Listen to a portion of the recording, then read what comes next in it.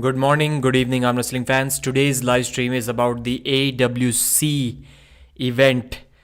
The main event is going to be Dave Chaffee versus Sergey Klinichenko on the left arm. This match can be a very close match. So I'll not be showing you guys some video of the stream. If you want to purchase the pay-per-view, please click the link available in the description and also try to post it here. So whatever suits you, please purchase the pay-per-view. I think it's $13 for the event. I'll be sharing all of the matches with you very soon. Adib has joined. 35 viewers, 48 viewers have already joined. Let's see. Let's click on the event and let's see if it has already started. So the event also has a live chat. That's a good option that surprisingly King of the Table have not added yet. So looks like the stream has started, but it's just showing the AWC championship logo. They're checking microphone. The video is not up there yet. So while they're figuring this out, while they're starting, we can just chat with the 58 viewers that have already joined the stream. Hello guys, $13 worth it. There are way too many pay-per-views. And sometimes the events may be confused whether they should put it out for free, but then they won't be getting any, at least not enough money from just the views on the YouTube videos. In that case, they will have to find some good sponsors, which is not so easy. If we talk about the history of arm wrestling, we have seen events having some difficulties with the sponsors, finding the sponsors or keeping them, should I say. So that's why the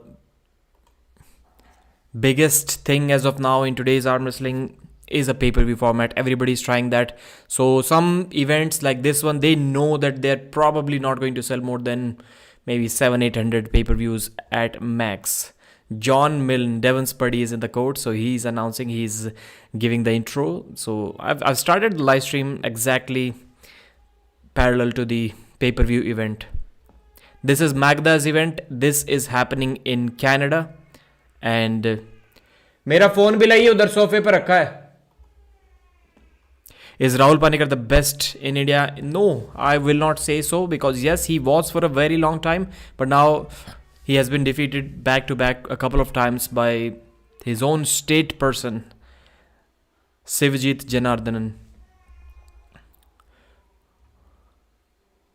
Alright, so the referee Master referee Sergey Sokolov. I immediately remember his face because he has.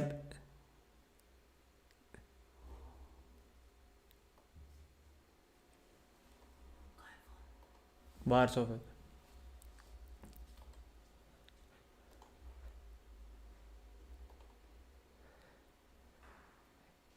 Is he Sergey Sokolov or am I missing something?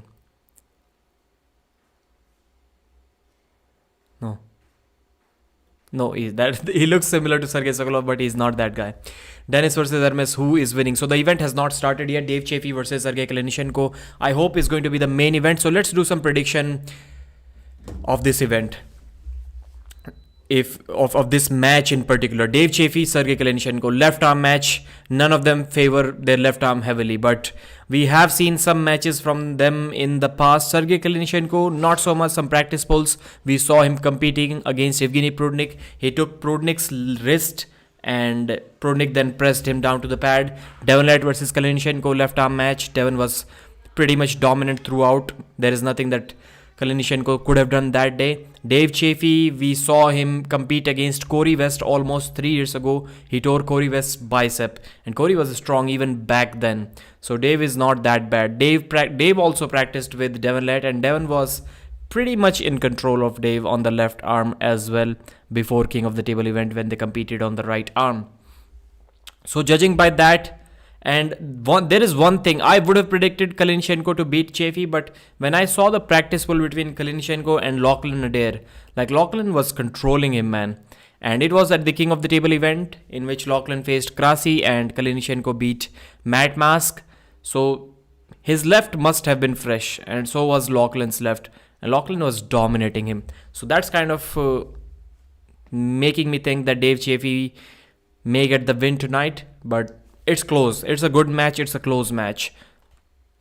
None of these are like elite level on the left arm, but the match is going to be close, and that's something which is very important. The referees are giving some rules briefing. The video is good. The background looks cool. I like it. Black background and the zebras. At least these white shirts are fitting well on the setup. They do have a chat. Robert Kelly, Aussie arm wrestler. So Paul Italia is in the house as well. So you can literally see who are commenting in the live chat of this AWC event, just like this YouTube live stream. 88 people, 77 people watching now. Dave Chafee, go Dave Chafee. How can anyone not like Pradeep? He's like the best non-arm wrestling fan ever. That's a good comment, Mario man. Best of 5. No, I think all of these are 6-round super matches. I hope the audio is good today. It's not lagging or anything.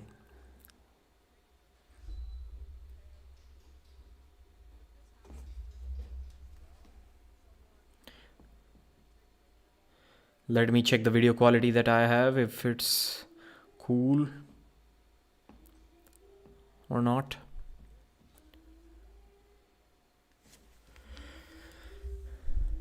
Yeah, video looks okay. That's all I needed to know. Maybe the audio. Audio is also cool.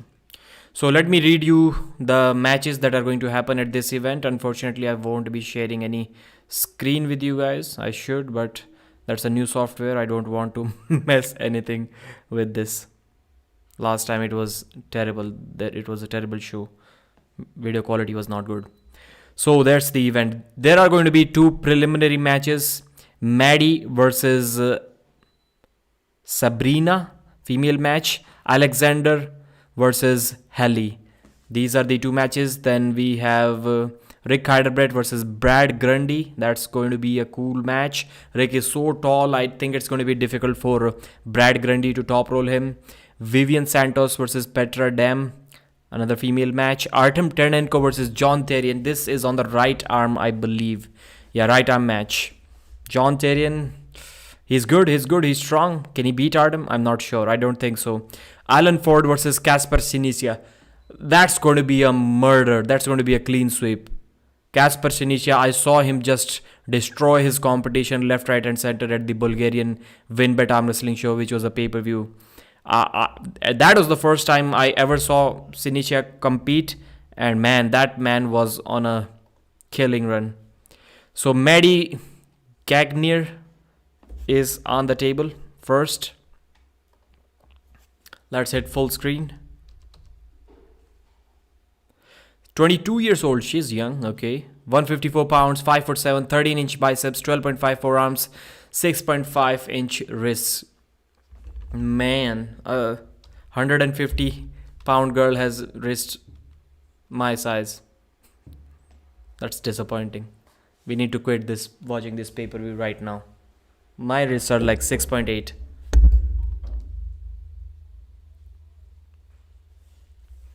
Wow, man, the video quality. Just really awesome. It's really awesome. And they have the option to lower the video quality as well. So if somebody is watching on mobile data, he's on travel. That was one of the complaints that I saw about the core sports events. The data just gets eaten like anything so easily. So they have options of 1080p, 6000 kbps, 720, 3800 kbps, 720, 2300, 540, 480, 360 and 240 pixels. They have all the options available. That's cool. That's cool.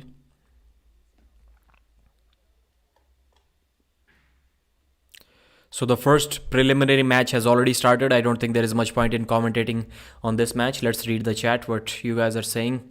Arm wrestling has the worst promotion of any sport. Yeah, I didn't do much promotion of this event except for a few community posts and one video when this Dave Chafee versus Klinichenko match was announced.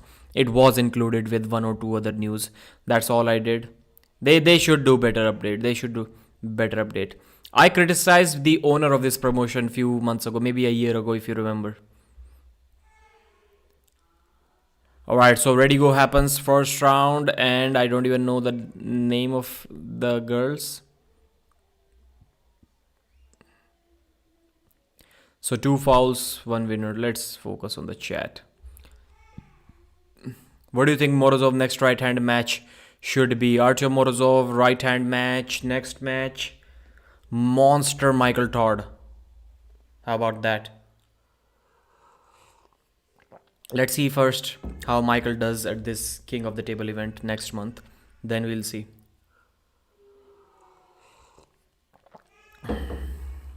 Dave needs to utilize his King's flop hook. Maybe he will work. It will work. King's flop hook, so maybe something like that. She's hot. Somebody's posting in the comments. I swear I was about to say like the beautiful girl won the first round. That's what I was about to say because I didn't know her name. Yeah, I agree with that comment.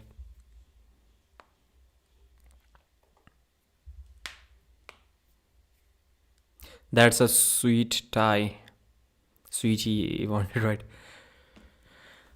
Ready, go again. And one more elbow foul. They're strict. They're strict. Hello, भाई कौन हो? Okay. कौन रो रहा है? मेरा लड़का रो रहा है भाई. What do you think Morozov's next match? Okay. Who do you think will win, bro? So, man, I want to say Klinichenko. My mind is going there, but Dave's hand may be too much that Klinichenko cannot do anything. But Dave's been struggling a lot, even on his right arm. His left is not as strong, and he said he has those nerve issues on the left, so that left may be worse. So let's go with Klinichenko. 4-3, 4-2, 4-2 maybe. These undercards are best of five. Best of five, okay. We'll see how the main matches are.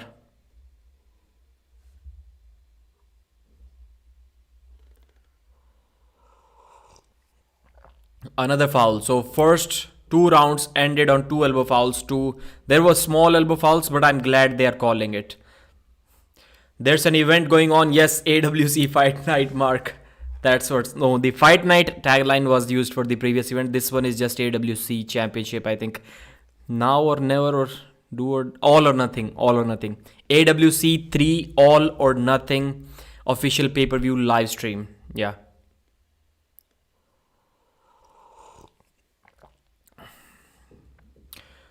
These arm wrestlers have elite level arm wrestlers have brainwashed the fans so much that they say if strict fouls are being called strictly, then the matches cannot be entertaining and every match is going to end on elbow fouls, just like this one is ending right now. So that's not good, man. Almost all of us are kind of novice level arm wrestlers, and we have seen, if we go to an amateur competition, like nobody fouls there. When was the last time you saw multiple elbow fouls in a novice match? You never see that. So if beginners can keep their elbows on the pad, for sure the pros can also do that, but they decide to foul out instead of losing. That's why they are fouls. That's the only reason. So don't fall for that trap when people are trying to sell you this idea that the matches won't be ending if...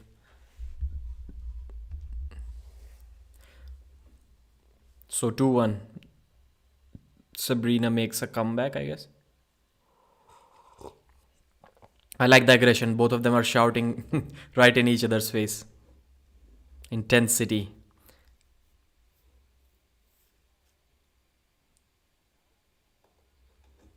They look kind of beginner level arm wrestlers. What are you drinking, Pradeep? Pure concentrated stem cells. No, just chai. What do you think? Gennady versus Georgi. Gennady will flop press him down, man. Like, Gennady would beat Georgi up pretty bad, in my opinion. He'll beat him up pretty bad. Like, he'll not destroy him, but I think he'll be comfortably sitting in this position. His arm won't go down as much as he was able to take Jerry's arm down. He'll be holding him somewhere here, and then she'll press her down. That's what's going to happen.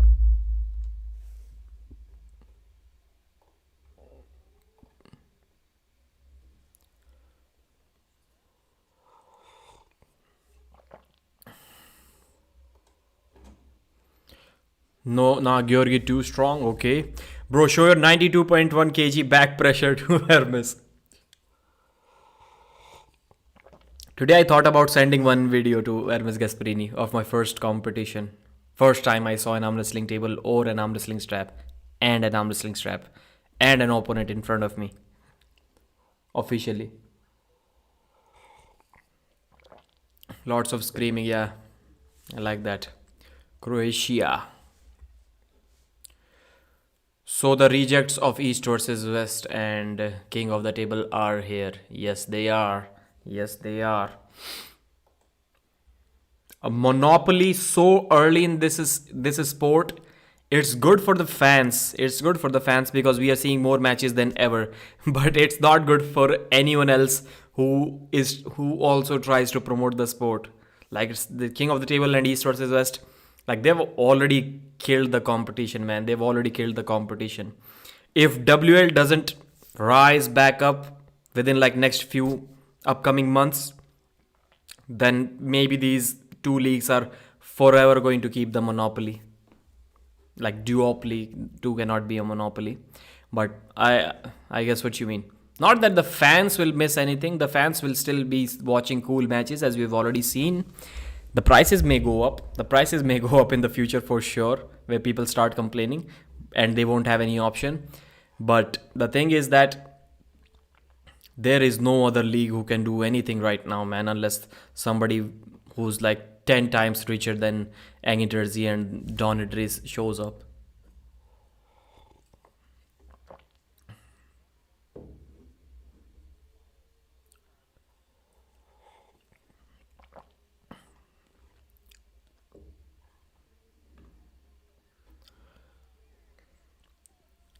Two. The score is 2-2. Maddie has equalized. The beautiful girl is losing. I, as a fan, am disgusted. Why, Mark? Why? What's the reason? What do you think of Georgi versus Denis Aplenkov? Devon has defeated both of them, and Devon was saying that Denis is going to beat Georgi. Denis has a very good sticking point, and you cannot beat that sticking point without coming forward, and Georgi cannot come forward. I love the haircut, Pradeep. It looks good. Thank you, sir. What do you think, Gennady versus Hermes rematch? Cool match. After a few rounds, Hermes will start struggling to finish him with the press. We have seen him kind of like getting injured against a weaker version of Gennady. Hermes has also improved, but she's also beautiful. Both of the girls are beautiful, man. Good beginning. Smart investment. But both of them look like they look like beginners. They were arm wrestling like complete beginners. But at least they look beautiful. So I think it's kind of cool. Pradeep simping. They're not watching, man. If they were watching, then maybe you could have said that. Chafee loses this 100%. And the contract. Mario Man is disappointed. Can you tell how the growth of arm wrestling in 2023? So Engin and I were just discussing this stuff few weeks ago, and yeah, arm wrestling curve is going up. If you just search the word arm wrestling, so that's still strange, man. Every single arm wrestling YouTuber uses the word arm wrestling without a gap, but still, if you compare the search terms arm wrestling with arm wrestling, it's like day and night difference, man. For the search numbers for arm wrestling are like 10, 15, and for the word like arm wrestling single word are 10, 15, and if we search arm space wrestling, it's like 100. So it's like almost 10 times more searches for the word arm space wrestling. But the word arm wrestling is growing. Searches are getting more and more every single year. Probably Devon lost. Yeah, I think he lost.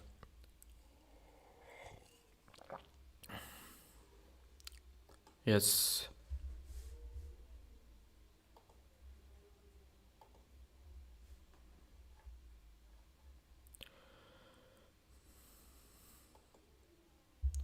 So the first preliminary match is over.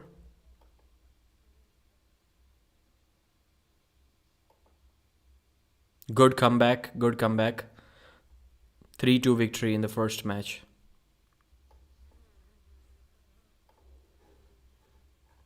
Carolina Peterson is also in the chat of the pay-per-view. Paul Italia. Okay. The contracts will support the growth of arm wrestling. Yeah. This time there are two. That's the difference. Two people, like two of the organizations are working together. If they both were also separate, then there would have been like more competition. There would have been an option for the third party to enter. Like if the King of the Table and East versus West were fighting against each other for the pay-per-view sales, then WL can suddenly appear and maybe start working sometimes with this guy, sometimes with this guy, and it can rise. But with these two contracting almost every single elite arm wrestler in the world, it's going to be difficult, man. It's going to be difficult for anyone to make a comeback. Maybe WL can. Alexander Koshadze is at the table. 18 years old, 166 pounds, 176 pounds. 5'8".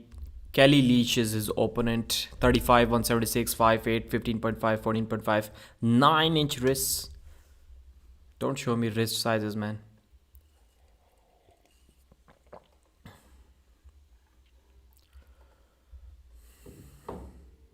Yes, it is happening live. Devon can beat Levan if he gains 800 pounds to force more back pressure via gravity. How is back pressure is almost, if you're trying to top roll, back pressure is going upwards. So your body weight gravity is not going to help with it at all. Only inside drag pressure can come downwards. Like no other back pressure is going downwards except for the inside back pressure. So no, your comment is incorrect. It's physics. Should we use the word physically for physics? It's incorrect. What will WL do? No arm wrestlers left. Yes, that's the problem. That's the problem. But still, man, WL is powerful. People have competed there. They have been given good prize money. They will have maybe some loyalty towards them, and many arm wrestlers will start thinking that why they need to spend 4 days in Turkey when they can get the same amount, and they just need to spend 1 day or 1.5 day in USA and compete in WL. They need to take less days off work. That's the only reason why I'm thinking that the US guys may be thinking about competing there.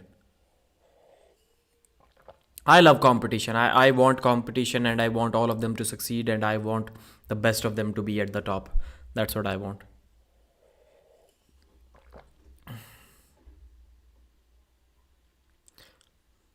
But all top arm wrestlers 3-4. Yeah, you're right.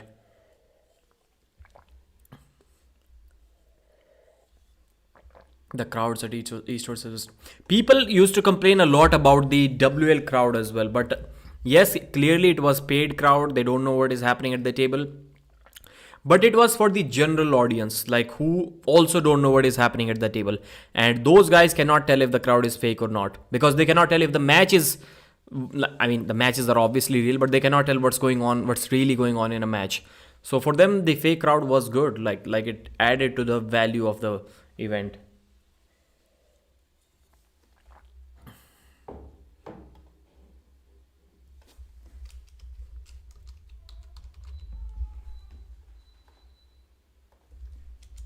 Let me post a comment in the live stream.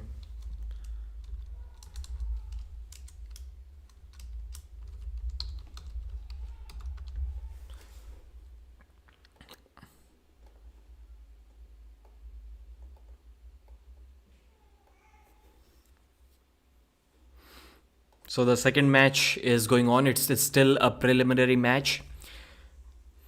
I think Vitaly should add more tools to his arsenal, because at this stage, you for sure need a press. I agree. Vitaly did say that he can press, but it hurts a lot, so he better not do it. It's not that easy to do a press with such long arms.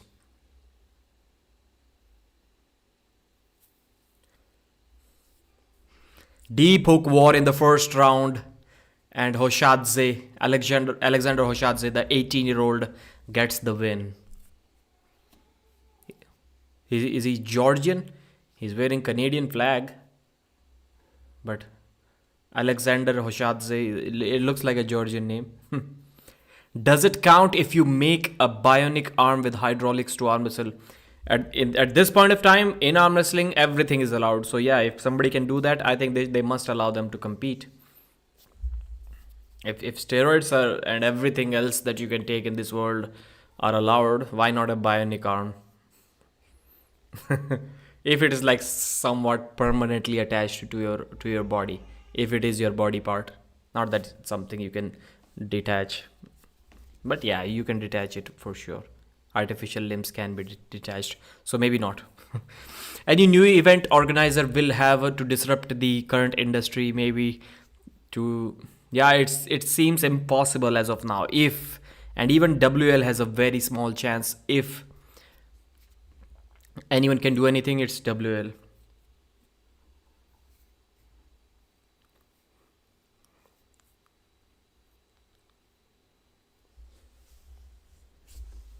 So from North America, who is like Paul Lynn is under contract, and Tordzilla is under contract. Dave Chafee, no, I don't think he's under any contract with anyone. Then we have Devon Larrett, who has not signed any contract, in my opinion, as far as I know, or maybe he has. But the way he was speaking about it in that podcast with Travis and Artam, I don't think Devon has signed a contract. So, but Devon is going to compete there for sure.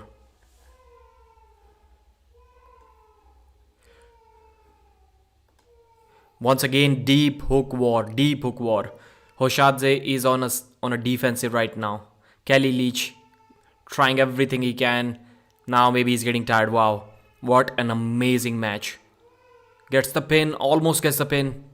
Like, that's some serious power, man. That's some serious power. Great comeback victory from Kelly Leach. क्या कर रही है?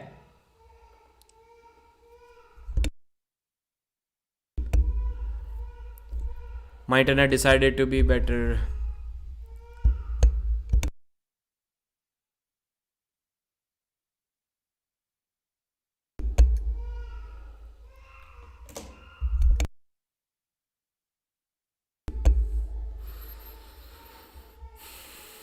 Pradeep, your father now. Yes, I am. Yes, I am. My son, he is literally never cried in 3 months. Never.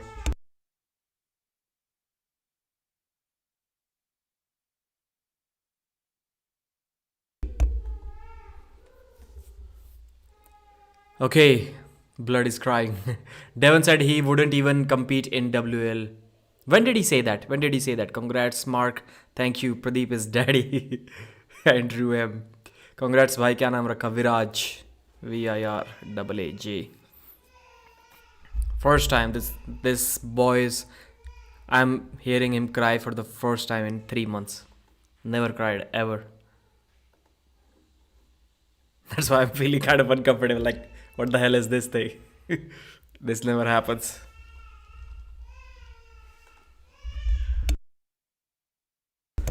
Wait, guys.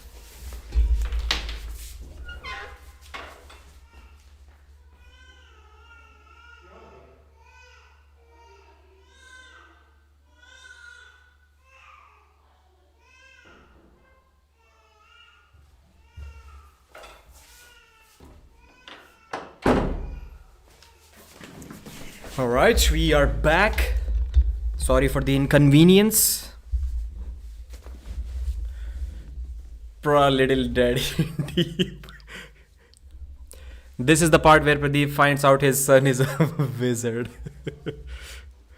So they are still 1-1. The score. This match is really cool, man. If you get a chance to watch this, if you still have not made your mind to purchase the pay-per-view, please do so right now from the link available in the description. This match is awesome. So what is the point of having a preliminary match when it is also available only on the pay-per-view? Or is it available on the YouTube live as well? Let me just check before I comment something nasty about the event. AWC Arm Wrestling. Bro probably didn't like water at the end of the night. AWC Reloaded. No.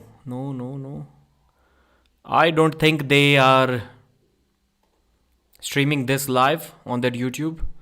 So my question to AWC Championship is, why have these two matches as preliminary matches? This could only mean two things. Like, one, to disrespect these guys, that you're not on the same level, you're kind of a preliminary, less important match. Or two, to make other guys feel like they are more important. Whatever the case is, I don't like any of these. Yeah, he is not drinking water, but he... Wait a second.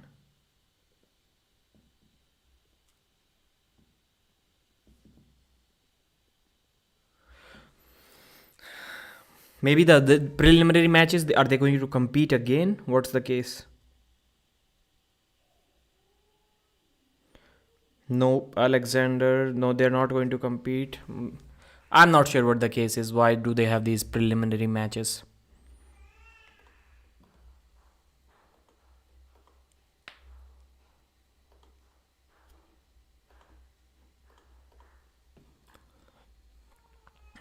Georgi versus Levan left hand.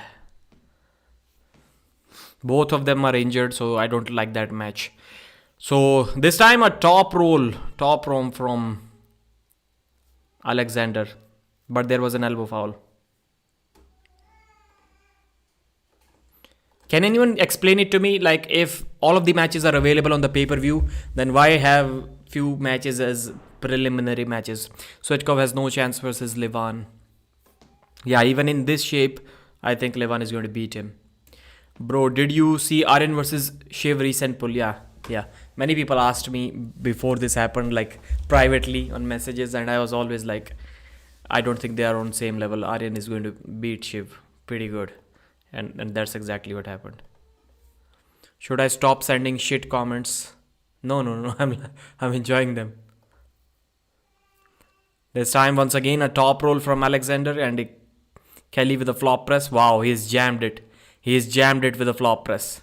Alexander is in big trouble. He's trying to roll out. He's trying to roll elbow foul. Second elbow foul. Winner. Alexander takes the lead 2-1. It was a really cool flop press versus top roll position.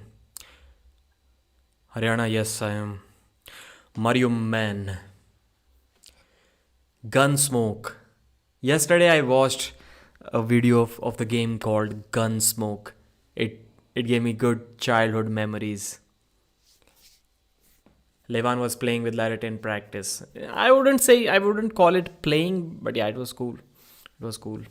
And I got to know that Gunsmoke was an inspiration for the start of the Red Dead series. Are you a full-time YouTuber? I wish I was, brother. I wish I was. But no. I mean, I can be a full-time YouTuber, but still I cannot be a full-time YouTuber. The situation is a little bit complicated. This match will show us who is weaker on the left hand. Daniel would beat both of them. Daniel Prokopchuk, you mean to say? Which match? What are you talking about? Baby is crying because he can't see Arm Wrestling Night. Yeah, if you're just watching, if you're just looking at your phone and he starts looking at the phone, he stops everything. Since he was like a month old. Crazy match. So Is it the final round? Best of 5.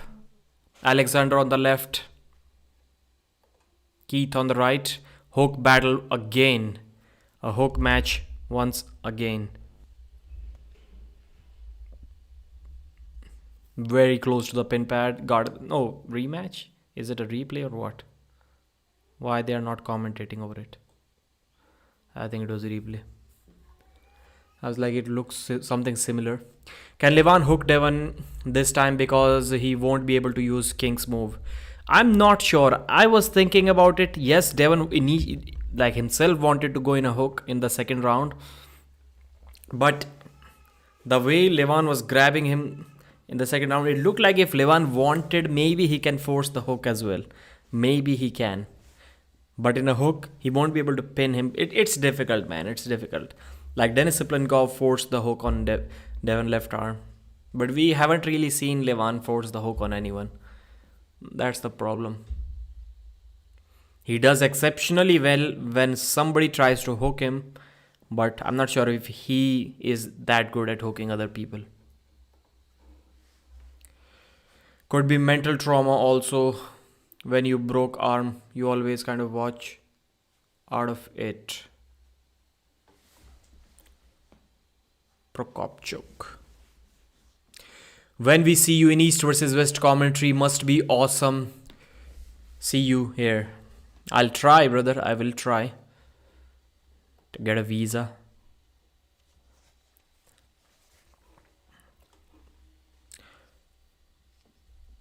Your arm wrestling style, I don't have any style. I don't arm wrestle.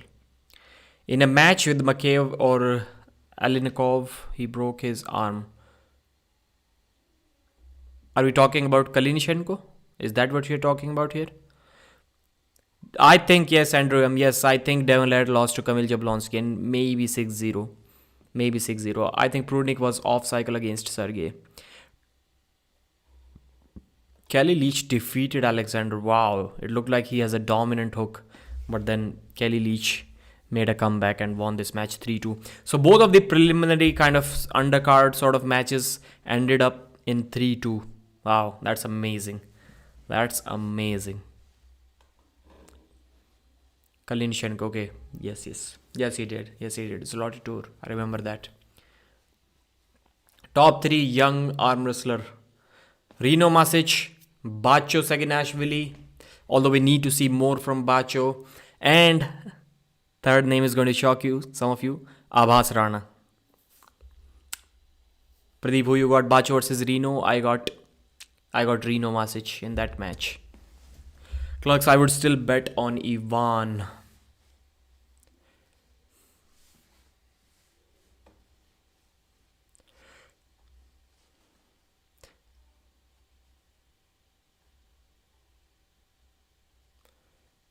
What kind of hook style would you say Devon has? Remember the last round of Levan versus Devon? Look at Levan's wrist bone. What kind of hook style? I don't know how many hook styles there are. Difficult question.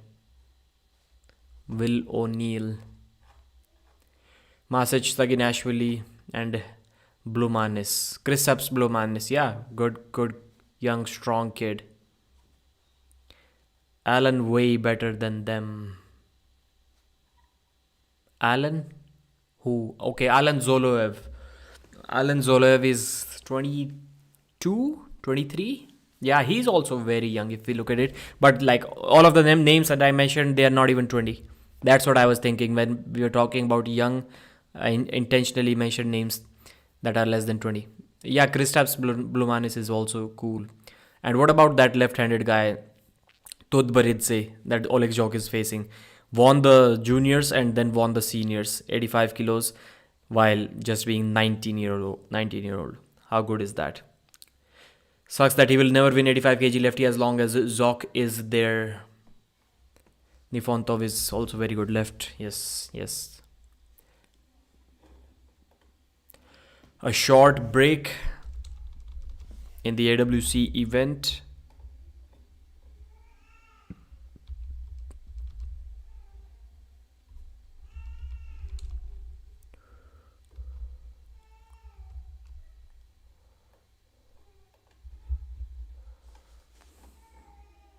Crazy strong. Bro should hooker always grab lower, not because it will give the top roller what he wants.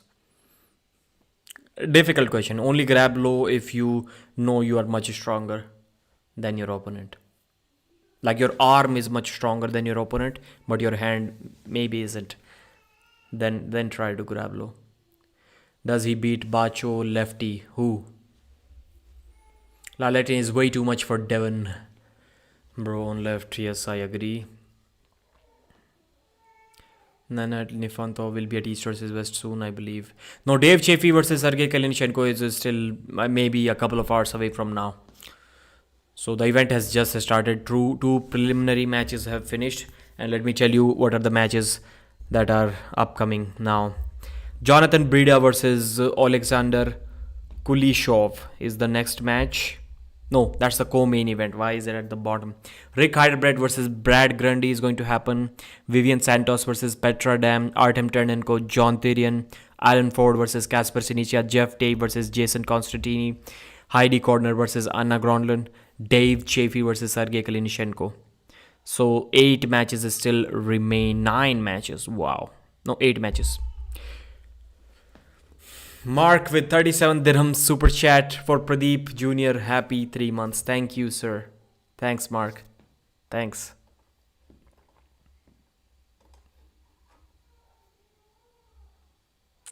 Pradeep, did you say Jeff Dabe?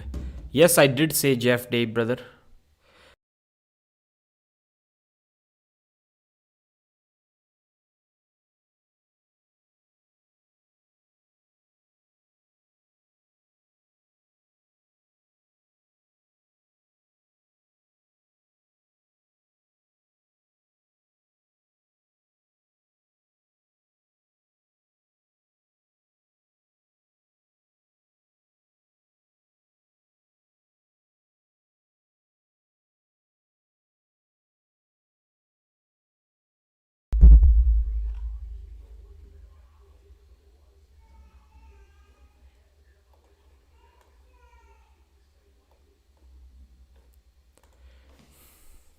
Thanks, Mark, once again. Thank you. If you supinate while hooking, then you must take rise grip like Daniel.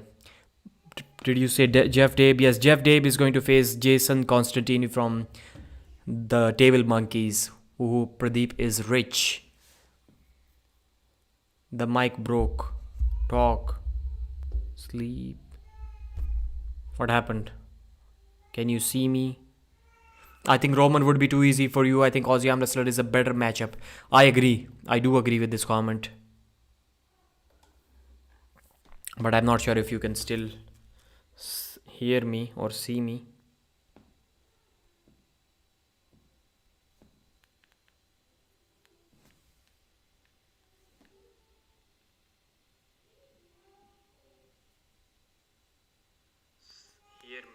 Okay, no, both of them were. Don't worry, it's fixed now. We hear you. Thank you. I think Roman would be. Pradeep predictions are what? So the next match is on. We have Jonathan Brida.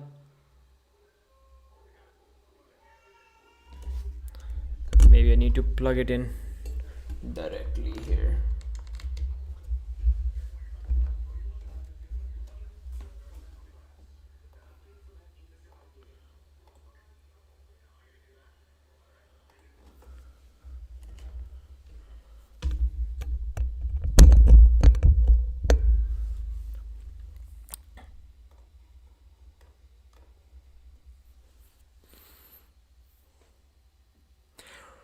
Wow, very quick press from Jonathan Brida. It's kind of a hook press move. Jonathan Brida's left arm is cool. Is cool. Like I still remember that second East versus West match where he kind of got destroyed by Zurab Tavbaridze, but he did put the brakes on Zurab. Like Zurab had to do a couple of surges in order to beat Jonathan Brida in a hook. Now that's surprising. That shows you the level of Jonathan Brida. At that time, nobody knew who Zurab was. So Americans were saying like, Breda is going to win. He's going to kill Zurab. He has a very strong left arm. Nobody can do nothing with his left in USA. And I was like, bro, I've watched some matches of Zurab and I don't think it's going to happen. You're joined on 71 viewers each. Strange viewership is so even. You and Aussie. Maybe same guys are watching on two phones. Hello, Brada or Breda. Pradeep from Honolulu, Hawaii. Okay. Are you Pradeep predictions? Your predictions are? I didn't say that. Will Morozov or Kodecha? Easy matchup for Vitali. So, elbow foul on Alexander. So Vitaly Lalitin said that he wants to face Artem Morozov and he believes Morozov is going to be easier for him than Alex Kodecha because it's difficult to hook Vitaly. And Morozov is a top roller. Kodecha is a top roller. Morozov is a hooker. That's why Vitaly thinks Morozov may be an easier match.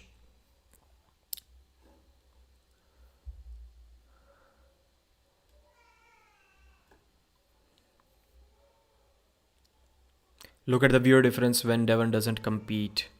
Yeah. There are no big matches this time. I would have had more viewers than him for sure if I started in the beginning. Whenever I have been the first one to start a live stream in last, or at least I started like within 10-15 minutes of them starting, I've always had the most number of viewers. Even more than Ryan Bowen in last 15 months. Never thought Breda was gonna beat Zurab. Yeah, you never thought, but there were many people who thought that. What's this card? I mean, the most important matches. I don't think there are any important matches on this one, to be honest. Just purchase the pay-per-view so that I can have a chat with you guys. Dave Chafee, Klinichenko left arm match. I think it's going to be a close one, but it's not important. Heidi Corner versus Anna Gronlund. I don't think it's important, but it may be close as well. Jeff Dave, Jason Constant. So these matches, they look like they're important mostly for the arm wrestlers. Like the North American arm wrestling community will be looking forward to all of these matches to kind of know whose level sits where in the world of arm wrestling in their country. So in that sense, they are all important matches. But for the viewers, for the like general arm wrestling audience, fans, I don't think these matches are important at all. Like Artem Ternenko versus John Tyrion. Like how many fans are going to care about who is going to win in this super match? I don't think many are going to care. Alexander won one round? How did he win that?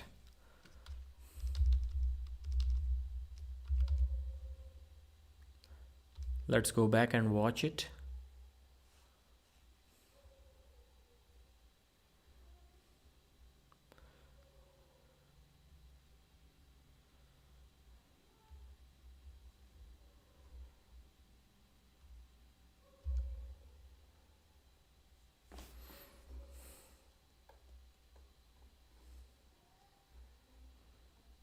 Okay, it was just because of speed.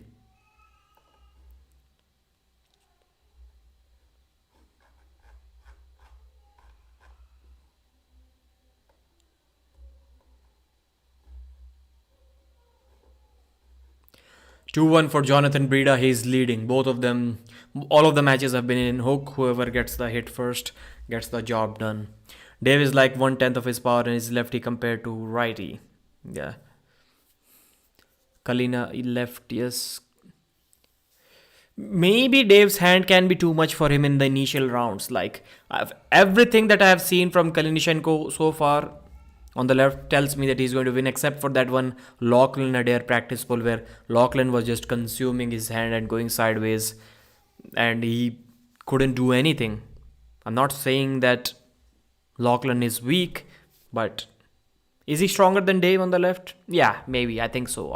But still, man, that was surprising to see. And Klinichenko broke his left arm, so his left is also not close to his right. That's what I believe. It was like many years ago, but still. It was 5.5 years ago. Maybe almost 6.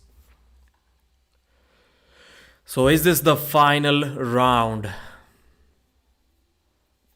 Jonathan Breda. This time they slip. This time they slip. I care about Artem the Bears. Full support from Haryana. I'm wrestling mania. एक I started speaking in Hindi. So we were discussing about whether there should be so many pay-per-views or not. So just let's do some analysis on this match. First of all, preliminary matches, both of them amazing 3-2 matches. I really enjoyed both of them for different reasons. Maddie versus Sabrina was the first match. Alexander versus Kelly, both of them 3-2 as I just said. Then we have Jonathan Breda. Where is this on the card? This Jonathan Breda match is not showing on this card. So what's the deal with that? Is it an extra match? Okay, anyways. Yeah, Jonathan Breda versus Alexander. That's the match. Rick Heidelberg versus Brad Grundy. Vivian versus Petra. Artam, John Tyrion, Alan Ford, Casper Sinicia, Jeff, Dave, Jason. Heidi Corner versus Anna Gronlund. Dave Chafee versus Sergey Klinichenko. So how many pay-per-views do you think it's going to sell?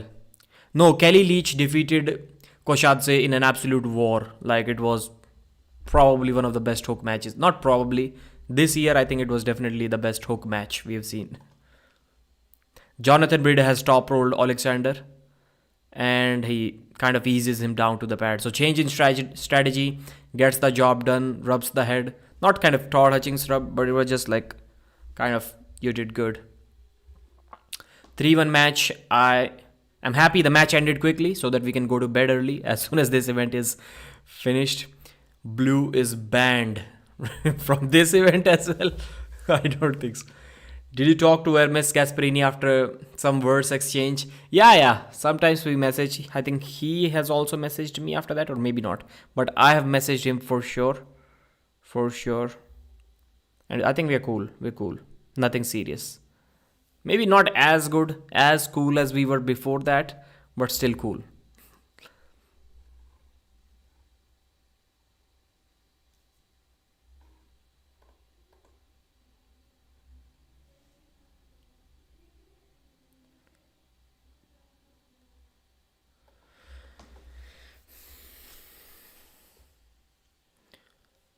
Yeah, needs a rematch one of these days. So, how many pay-per-views do you think this event can sell?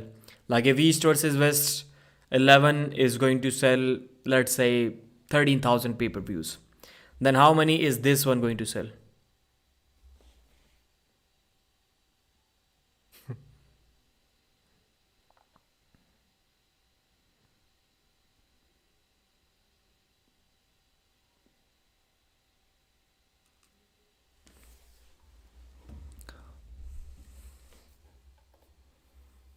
Hundred, 200, around 50. Any thoughts on Pradeep versus Hermes Gasparini? Pradeep's not hiding the fact that he's cool. When Raymond's smoked Blowen in East versus West was one of the best moments. Bro, why do you not like the guy? Bowen is good. And I've had more beef with Bowen than anyone. And I still support the guy. If some of you started watching arm wrestling after 2020, you may not know about the beef between me and Bowen. You got rid of the ring lights? Nope, I haven't.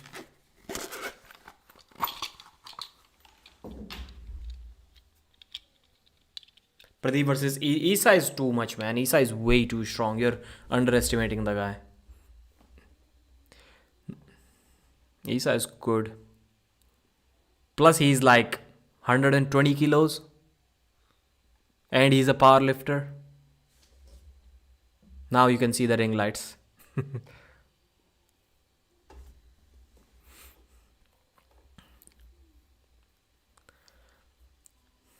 Aussie, yeah, that can happen. He's a leech man, delusional, can't stand that man. Why? Who told you? So let's say this pay-per-view is going to sell, maybe somebody saying 2,500, somebody is saying 50, 100 to 200. I think it's somewhere in between. Let's say it sold 600 pay-per-views, 500 pay-per-views. So still 600 multiplied by 16, 500, let's say 500 multiplied by 15. I think it's $13. $6,500. That probably covered the main event, Dave Chaffee versus Klinichenko, and plus some money from the sponsors. If they didn't sell the pay-per-views, I don't think all of the matches combined, the views would have gotten them that many, that much money. And plus, still they can still get that money from the views after they publish all of the matches. So that's why the pay-per-view model is going to stay, because that's the only way to cover those $5,000 or maybe $10,000 for these low-level events. Pradeep who wins RVG versus Bowen. It's close, man. It's close. It's close. Under 1,000 for sure. Yeah, I also think. I don't think they sold 1,000, but it can be more than 500. That's what I think. Would you accept an invite if a bottom 8 tournament was done again? Man, I love bottom 8. I even asked Devon about bottom 8, or maybe I didn't. But he did say like almost a year ago that it may happen in 2024. But I don't think he has any plans as of now. Brad Grundy versus Rick Heiderbett are at the table. Towel. So I saw Rick Heiderbett compete. Wow, Brad top rolled him with ease. That was easy. Without the straps, easy roll into his fingers. Job done, round finished. I saw him compete against Pork Chop in that match, and he top rolled Pork Chop, but it wasn't so easy. It wasn't so easy. And Rick Heiderbett is tall, man. He's taller than Devon. Let's see if this was just him getting caught off guard, or if that's going to be the case again. How much should a 70 kg arm wrestler lift for pronation and riser lift? I don't know. Riser lift, maybe 30 kilos. 30 kilo can be good. Like at least you should lift that much. And if you want to be like a high level arm wrestler. Pronation lift, 70 kg. If you want to be like a top level guy, maybe 100 pounds will be good. 100 pounds. So what's that? 42 kilos. Andrew M is saying 50 kilos. Devon is lifting like 66 that way. So 50 from a 70 kg guy, it may be too much. That was a horrible setup for Rick. Yes, it was. Yeah, we need tournaments more. AMC and WAF are the only ones now. Pradeep, have you considered using a light diffuser to reduce the impact of the sharp light from the ring lights? They are easy to do yourself. Okay, if you are looking for a quick fix. Cheese cloth. Okay. I'll see light diffusers. This is also good. I think it reduces most of the effect. Once again, Brad got control of the fingers, but I think they're going to slip. Elbow foul. Nope. Elbow foul. No slip. Couldn't slip. Rick Heiderbett couldn't slip. If he wants to be number one. Yeah. Remove glasses. It doesn't fit you. I think it does. It fits my eyes. I don't care for the look. How much? East versus West should have a tournament style competition sometimes. I do miss the Zloty Tour tournaments from back then. In today's world, I think it's kind of shown that people will only get excited about the tournaments if some good level arm wrestlers are competing, famous arm wrestlers. Once again, Rick is trying to slip. Brad isn't letting him get away. He is holding on to the fingers, trying to bring him back, but it's getting difficult. Or maybe it isn't. He still has good control over the fingers. Wow, Rick just lays down. He even stops trying to slip. Like he was in this position, looked like he could get away, but then just he laughed at the opponent, stood up and laid down.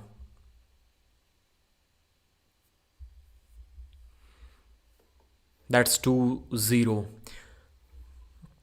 So guys, Dave Chaffee versus Klinichenko left arm match will be starting in some time from now, maybe 1.5 hours. Till then, the other matches are going on and we will be commentating them whenever we can. If there is some interesting match, exciting match, I'll be commentating it just like other big events.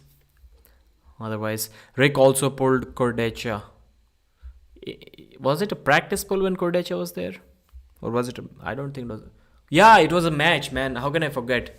I was like, what are these guys thinking, man? Why would you put Rick Heidelberg against Alex Cordecha? That's going to be a demolition. Like that's stupid matchmaking, man.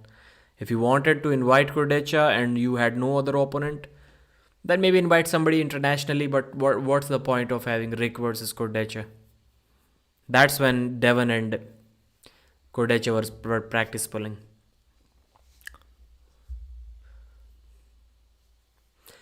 I am lifting 35 kg for riser and 40 kg for pronation at 60 kg weight, proper form. That's cool, man. 60 kg, 40 kg, 35 for riser. That's cool. Have you uploaded the videos? Do Pradeep, will Dave use the Todd roll today?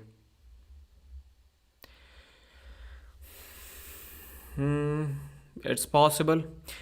They were like, Rick is big, let's see him pull Cordecha. Is it the final round? Ready, go? Nope. This time Rick looks good. But still, Brad gets hold of his fingers. He's about to bring him back. Wow. Now they're arm wrestling like this. Like some people arm wrestle, some beginners tell you to arm wrestle. They're arm wrestling like this. They've completely let go of the thumbs. Wow, I've never seen any professional arm wrestling match being arm wrestled like that. First match I'm watching like that. 3-0 Brad Grundy, easy victory. Too much. Way too much. That's the logic they use. Okay, I'll be back later. Gotta go now. Okay, not a problem. Not a problem. Your forearms are looking jacked. I'm not sure.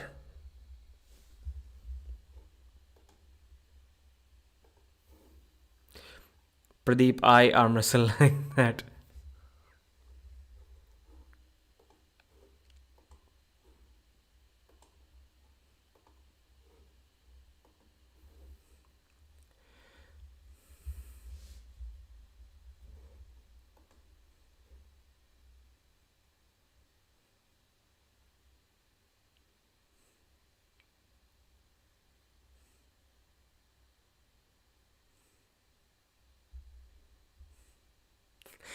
John is asking, do you feel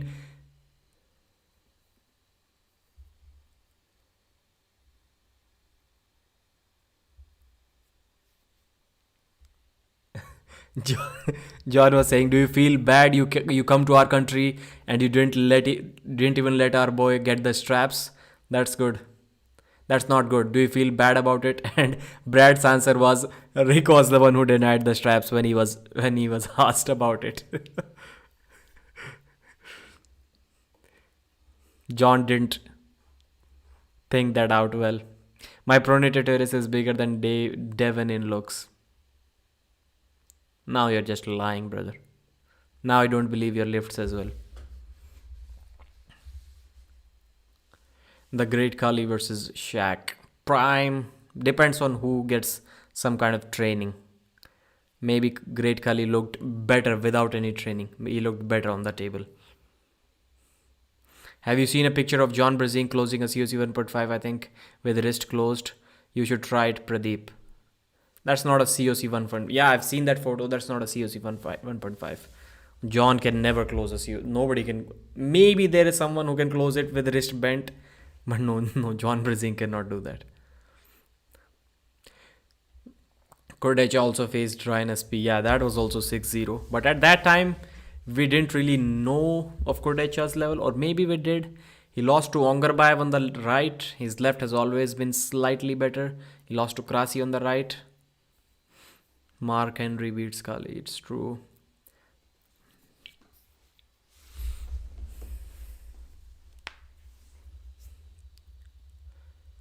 What's true?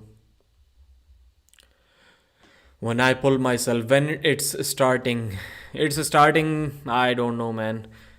Only one match done yet from the main card, and we have 8. So 6 more matches remain before the Dave Chafee match.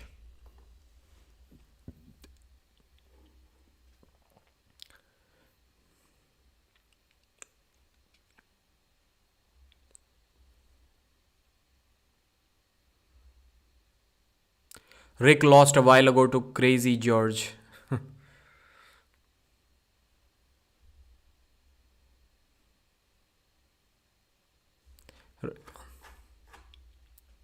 November 19, 2006, legendary arm wrestler John Brzezinski demonstrates one of his gripping training techniques with a brand new COC 1.5 Captains of Crush gripper.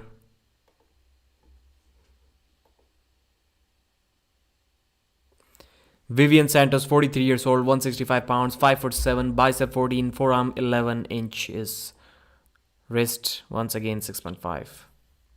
She's using a riser.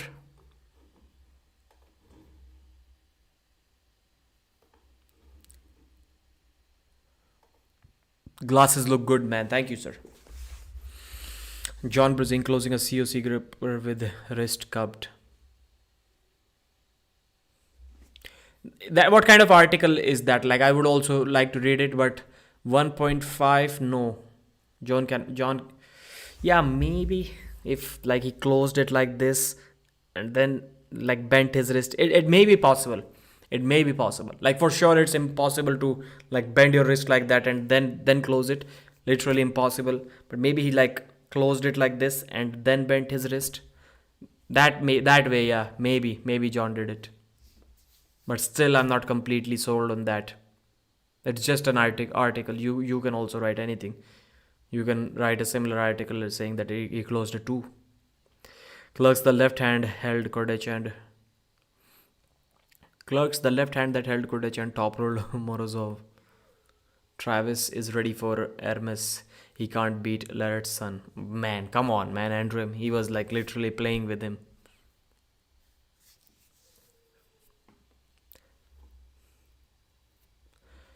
There's a picture of that. I have watched that picture. I have watched that photo. Everyone has seen that, I think. What do you think? Put Pushkar's ranking in open Pushkar. I think he will be top 5. I think he will be top 5. Top 3. Let's see. He can beat Dennis. I think that version of Pushkar can beat this version of Dennis.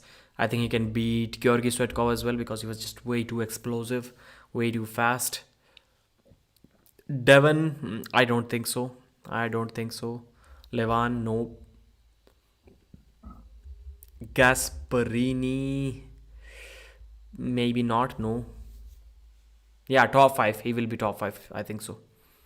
So Vivian versus Petra, damn. We'll just take a look at the result of the match. There was an elbow foul, which is not called for some reason. Slip straps. Hermes beat Bortle out lefty right. Yes, he did. So top 5 would be my say. Maybe 4, maybe 5. When you go for top roll, you cup and then pronate. Very helpful. Pradeep was Alan Fisher great once upon a time. Yeah, he should be. They say he wants like so many titles, world titles. How many of them are WAF world titles? I have not seen a picture or a video of Alan Fisher winning a WAF tournament. I'm not sure. 27 times champion. Like how many of these 27 are from WAF?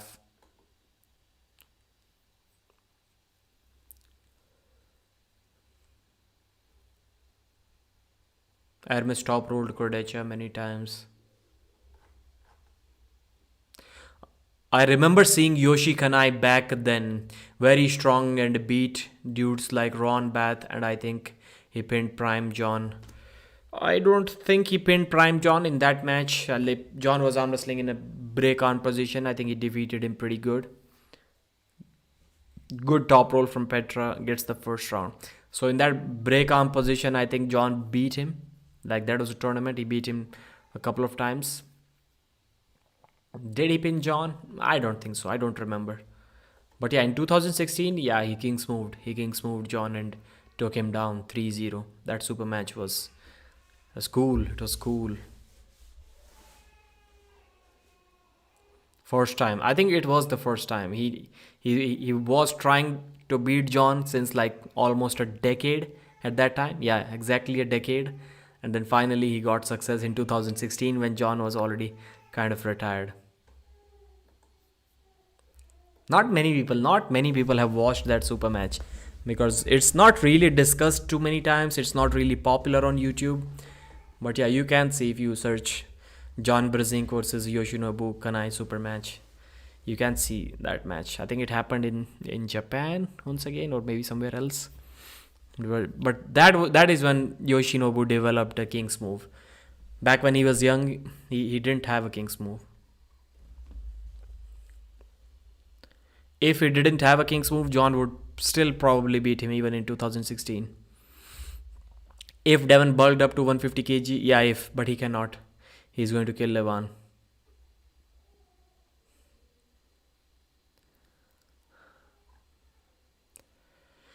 Alex versus Devon left hand super match and Hermes versus Devon right hand. What do you think, bro? Alex versus Devon Larrett left handed is going to be a massacre. It's going to be a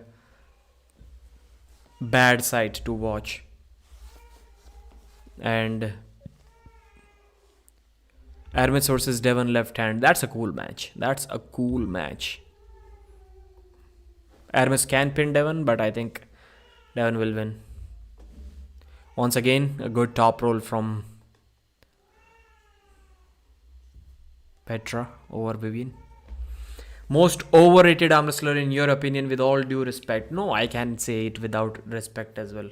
To just give my opinions, I don't need to be like super respectful, like extra careful. Like whatever the way that I speak in, that's already good enough. That I'm already a respectful guy, I believe. I don't need to be extra cautious while giving out my opinions.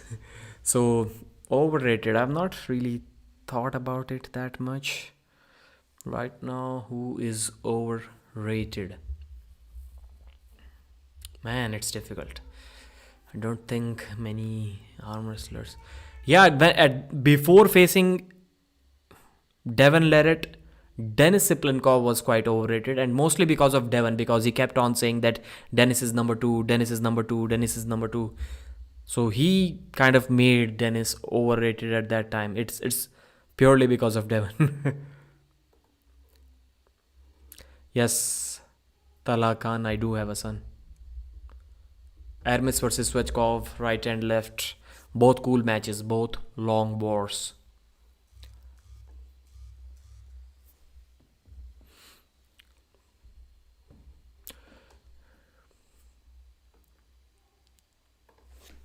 It's a good question, man. It's a good question. World Arm Wrestling rankings. Let's see the top 15 and let me tell you who the most overrated is. Like usually I avoid the top 5, top 10 questions because it is going to take a very long time and it is always going to be incorrect. But overrated arm wrestler, it's kind of an opinion based thing. I mean, rankings are also opinion based, but this thing is easy. Levan Saginashvili, if the guy is number 1 and people think that he's number 1, so he cannot be overrated by any means. Devon Larrett was overrated until 2022, early part, mid part, but now he's fairly rated. I don't think he's overrated. But till 2022, early part of that year, he was. Gasparini was underrated for a very long time. Right now, he's kind of fairly rated. Before the Devon match, I'll say if his value is at 100, maybe he was being projected by the fans at 105, 108, slightly, like very marginally overrated. But right now, after that loss, he's fairly rated. Jerry Caderet, after Hermes Gasparini loss, I'll say underrated. Gennady Quickvinia is also not overrated. He can run into some trouble, like with top rollers, big tall top rollers like Vitaly Laletin and Alex Kordecha, but still not overrated. Prudnik was overrated for good time, man. Like, not saying that he didn't deserve to be there, but without beating anyone from the top 15 until he defeated one guy. Who was that? I forgot. And the guy that he defeated within top 15 also never defeated anyone in the top 15. And Prudnik was still ranked like number 6 in the world or something crazy like that. So Prudnik was probably the most overrated arm wrestler for quite some time. Right now, I don't think he is. Right now, I don't think he is. John Tarian versus Artem Ternenko is the match that's going on right now. Georgy Svetkov. There are many pressers who may be able to beat Georgy, but still maybe slightly overrated because Devon said he's probably going to beat almost everyone. Maybe slightly. Morozov, when he was facing Levan, he was also slightly overrated, I think. Vitaly Laletin was probably the most overrated arm wrestler for quite some time. Like he was being considered number 2 without beating anyone in the top 10. Like who did Vitaly beat who was in top 10 except for Evgeny Prudnik, who himself never defeated anyone in top 10. Do you guys see see the relationship here? Until 2023, Vitaly never defeated anyone who was in top 10 except for Prudnik, who himself never defeated anyone top 10. So I think Vitaly was overrated at some time. Right now he's also not overrated. So brother, to answer your question, nobody is overrated right now. No one is. I think it's sounding like a politically correct answer, but that's what I genuinely believe after watching that, after reading that list. Krasimir, yeah. Krasimir, I don't think people considered him top 10.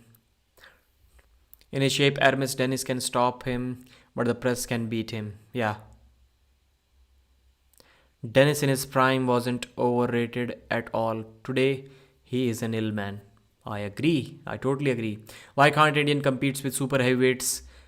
Where are they lacking? Genetics, size, muscle in the super heavyweights for sure.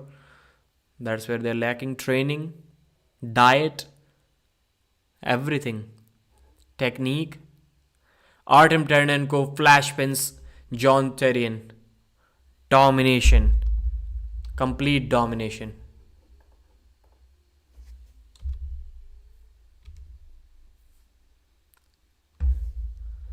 Too much side pressure, too much pronation from Artem. Not even a chance to slip.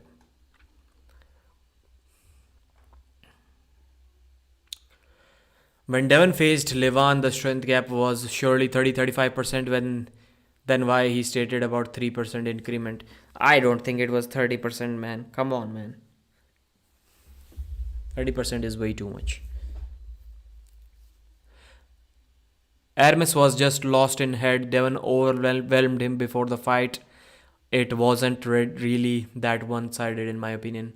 I saw in hook there was clearly a line. Yeah, but the thing is that Devon went in a hook. It was not like Hermes forced Devon in a hook. That's the problem.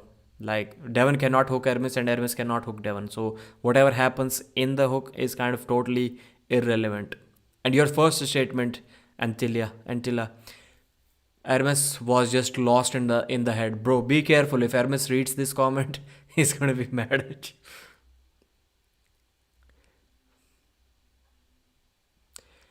Pradeep, way too cool. I just saw you sent me a message about that pulley system, brother. Maybe it was about that. I haven't read it yet.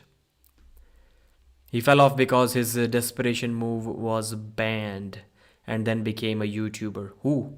Who are we talking about here?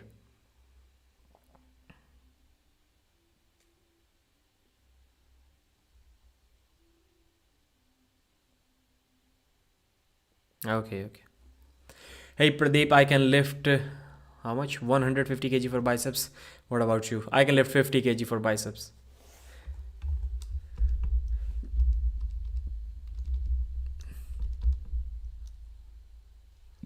John Cherian makes a comeback, and this time the exact same thing that Artem did to him, this time John did that to Artem inside the straps. Wow. And he's just staring him down, but Artem is not looking into his eyes.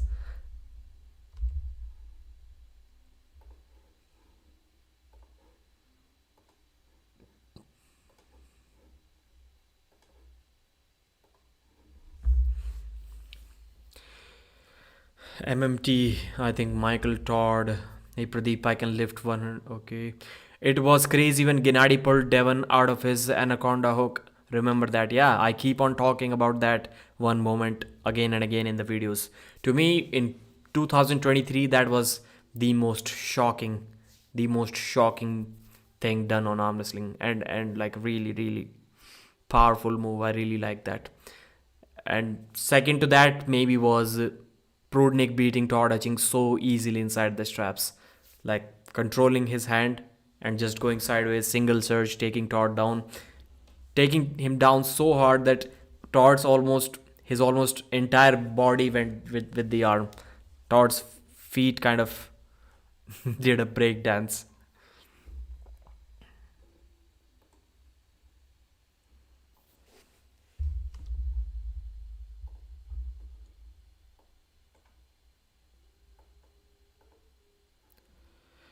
Yeah, John Tyrion is not.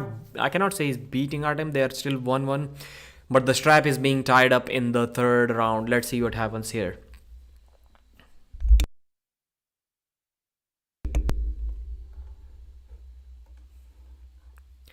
Prudnik is no joke. But still, man, to beat Todd Hutchings like that in the straps after letting the match stop for a second, that's completely insane. Not even today's Devon can do that. I'm quite sure if Devon cannot just hold Todd here and just single surge pin him to the side, I don't think it's going to happen. Ready, go. John Tyrion attacks sideways. This time Artem gets him in a hook. Good battle. Good battle. Elbow foul from John Tyrion. He almost got the wrist, went sideways, but then Artem slowly curled him in, and it was an absolute war inside a hook. That's a close match. First two rounds, flash pin by both. 1-1 each. Third round, an absolute war already. But stopped because of an elbow foul. Let's see what happens. Ready, go. Third round. Artem on the left, John Tyrion on the right. Slow start this time. Artem gets him in a hook, but too much side pressure. Almost a pin. Almost a pin. Looked like an elbow foul from Artem. Did not get called. John Tyrion is looking more relaxed than Artem.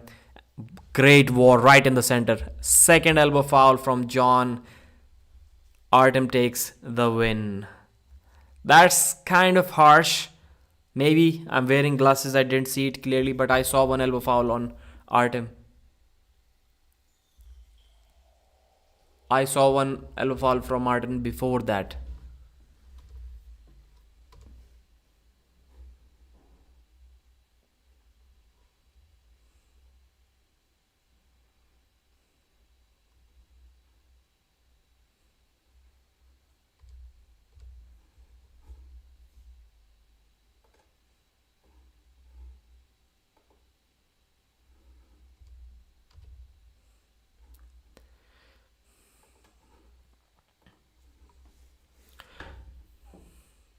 Bacho demolishing Worzinski was also one of the craziest moments. Yeah, how strong.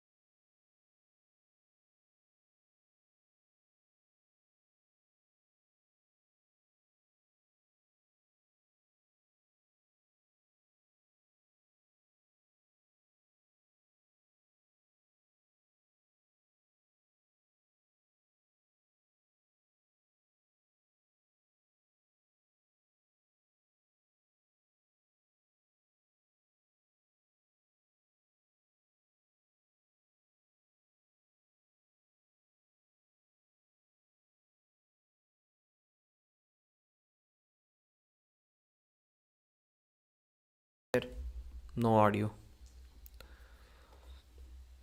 I think there is audio now. There is audio now.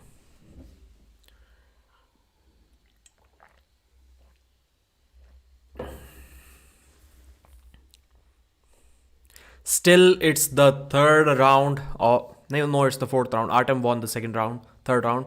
Now it's the fourth one.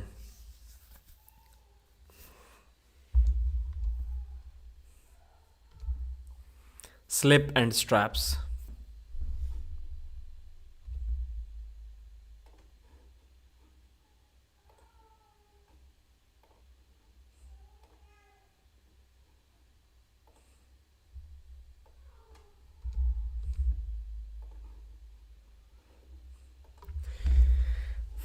Good now, sound is here back. Pradeep, what is the power of Levan? Would he break your arm in a match? No, I don't think he will break my arm in a match. Like to break someone's arm, you kind of have to be closer in strength. If somebody is way too strong, he's just going to beat you without letting you apply your power. If he lets me apply my full power, then I am myself maybe going to break my arm, but it's not going to be Levan. Aryan versus Abhas. Abhas is way too strong. Way too strong. Not on the same level. He is bigger, much bigger than him as well. 15 kilos heavier.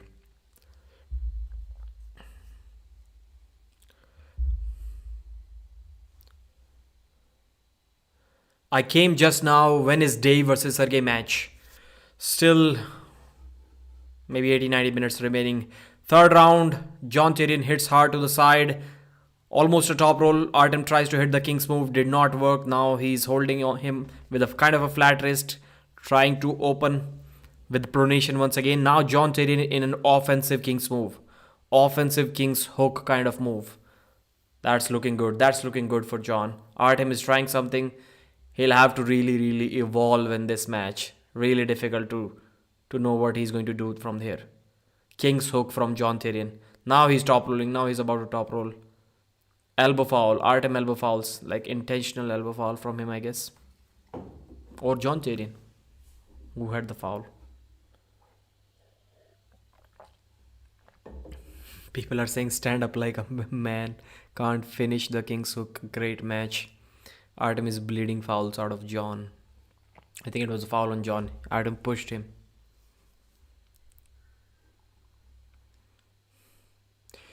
Once again, ready go.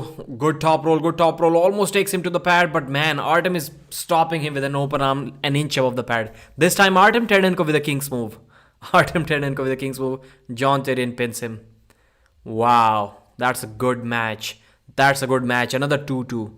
Another 2-2 battle. Except for the one Rick Hyderett versus Brad Grundy match, every single match has been a 3-2 result so far. That's awesome. So both preliminary matches were 3-2. Jonathan Breda versus Alexander was 3-2. I think Rick versus Brad was... No, Vivian Santos versus Petra. Damn, that match also happened. It was also one-sided.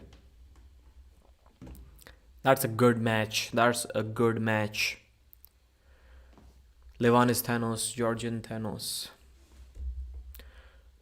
What do you think about Devon versus Levan rematch? I've already uploaded a couple of videos. Stupid YouTube put limited ads on my video. I don't. It's getting crazy, man. They put limited ads on maybe 1 out of 10 videos, at least 1 out of 10 videos. And then you review it. Most of the times they say, okay, it was our mistake. There was no reason to block ads on your video. We did not find anything offensive or anything like that. So now we are going to turn on the ads. And I'm like, you took 28 hours to turn on the ads. 90% of the views, 80% of the views that the video was going to get at that time are gone. So like you literally stole 80% of my revenue. 80%. That's crazy. Now they've put limited ads on this video that I uploaded. You can see ad suitability. That's ridiculous. Slip and straps. I've told them to review it. I deleted the initial part. Maybe I thought that I used the word beat. Sometimes I've seen on Facebook, Devon told someone that I'm going to beat you this Saturday. It was about an arm wrestling match and Facebook removed his post. They thought that he's going to like physically beat him. I used the word beat a couple of times in the first 10 seconds. So I removed that part. So maybe they're going to be okay. Their ego is going to be less hurt now. But by the time they're going to change this monetization status, all of the people would have already watched this video. So no revenue for me from this video. That's bad. That's not cool, YouTube. So I've uploaded 2 videos about Devon versus Levan. How both of them can win. Please watch that. I've given my detailed discussion. So final round of the Artem Terdenko versus John Tyrion match, which has been a good battle so far. A slow start from both. Gets curled in a hook. Artem Ternenko elbow foul. John Cherian is leading this round by forcing an elbow foul on Artem. Artem looks slightly worried right now. Slightly worried. You can see it on his face. That's a good match, man. Whoever set this match up, that's a good match.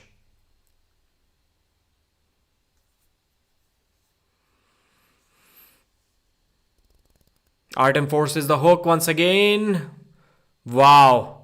A top roll. Side pressure, high hook, top roll move from John Cherian. Gets the pin. An elbow foul. No? Or a pin?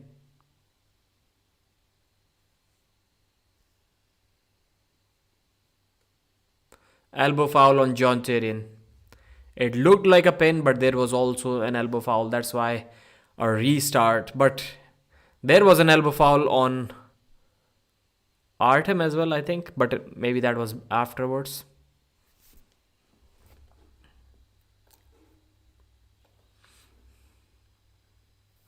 Have you heard of Joseph Lowe? He has a very crazy and uncomfortable style. Boom, boom, boom. Just hits and hits. Yeah, yeah. I really used to enjoy his matches. I hate ads. YouTube got around uBlock recently, but soon some other ad block will be available. Yes, on Reddit community, I keep getting recommended these posts about ad blockers and stuff.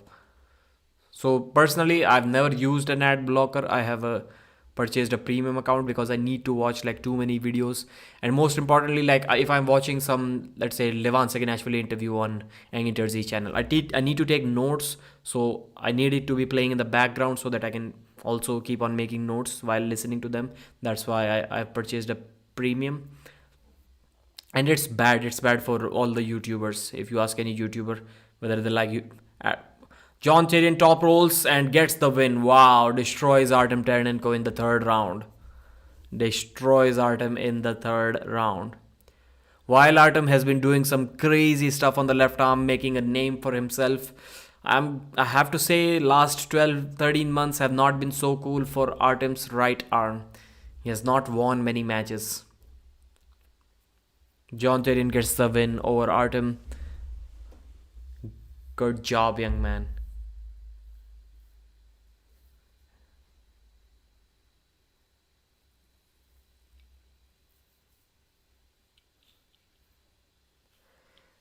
So it's the third time he has faced Artem.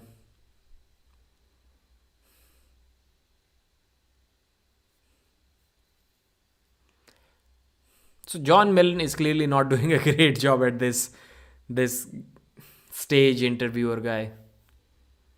Stream is less interrupted than most East versus West.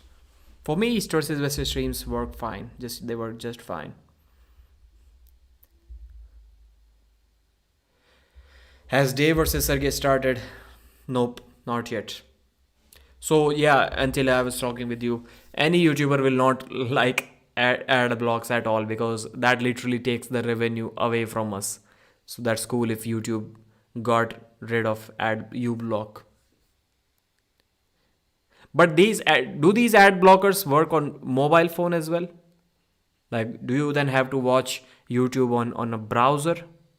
Because for sure it won't work on YouTube app. That's what I guess.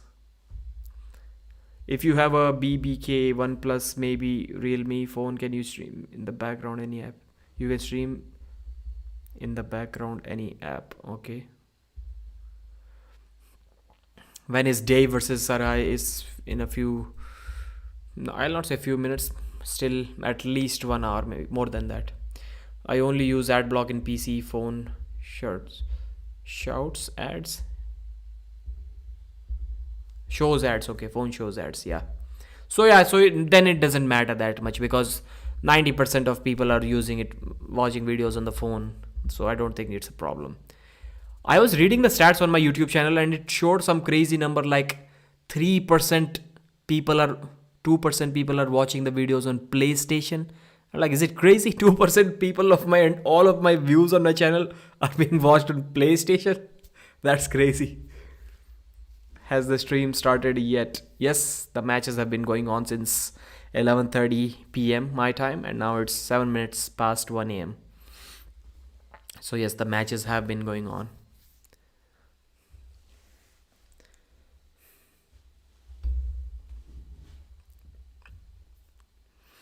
If someone knocks your door and says, "Hey Pradeep, let's arm wrestle and I'll get you Burger King."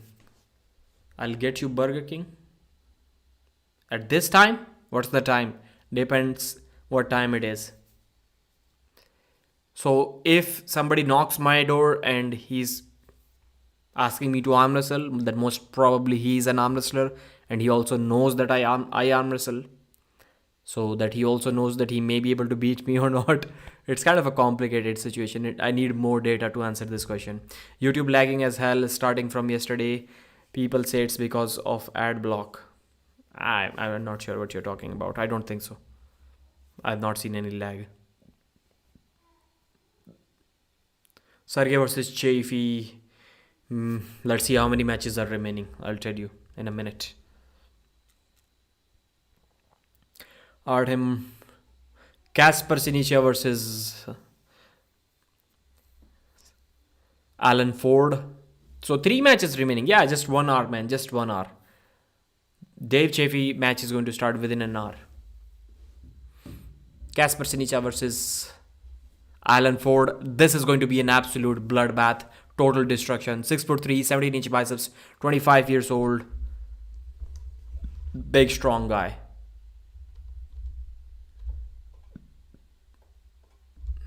I don't know who set this match up, but it's going to be total destruction. First round, an elbow foul on Alan Ford.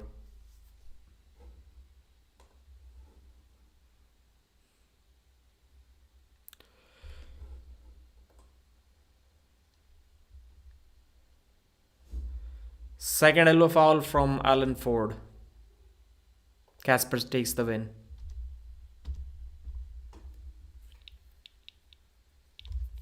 Alan Ford with some good hits, but he did elbow fouls in both.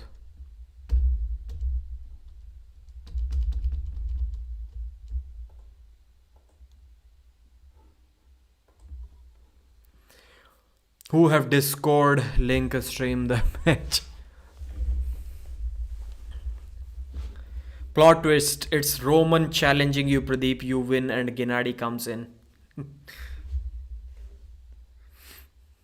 Against Gennady, I and Roman, if we both use both of our hands, I think we're still going to use. we're still going to lose.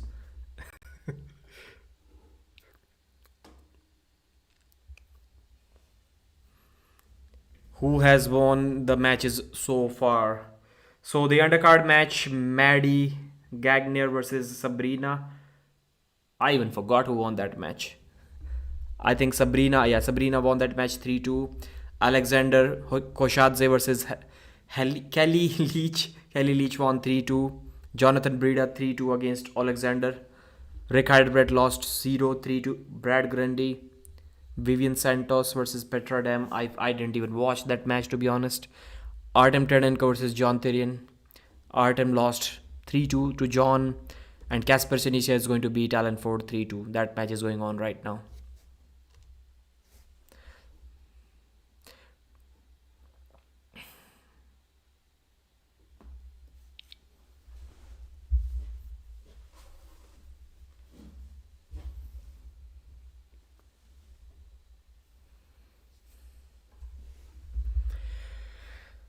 Second round of the Alan Ford versus Casper match is going on.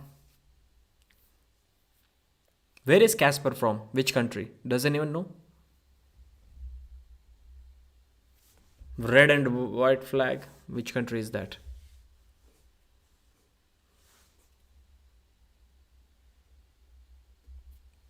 Uncle John is saying if this match stops the... Wow. That's surprising. Alan Ford flopped Casper's wrist back. That's surprising. I did not see that coming, bro. I already apologized to to Alan Ford for saying that he's going to get destroyed badly in this match. Wow. The last Poland, okay. The last match I watched from Casper, the last time I saw him compete, like he was beating Plamen Dimitrov, and now he's getting his wrist folded back by Alan Ford. And Alan Ford's last match was not impressive at all. I forgot who it was against. Yeah, I think Jason Merlo destroyed him. No, Jason Merlo was against Nicholas Nanestad. Who was the one who beat him up pretty good? Alan Ford. Who did Alan Ford lose to recently?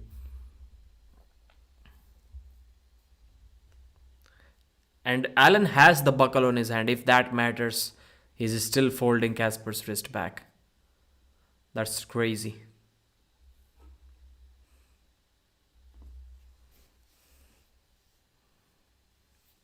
He's going for a press. He's going for a press.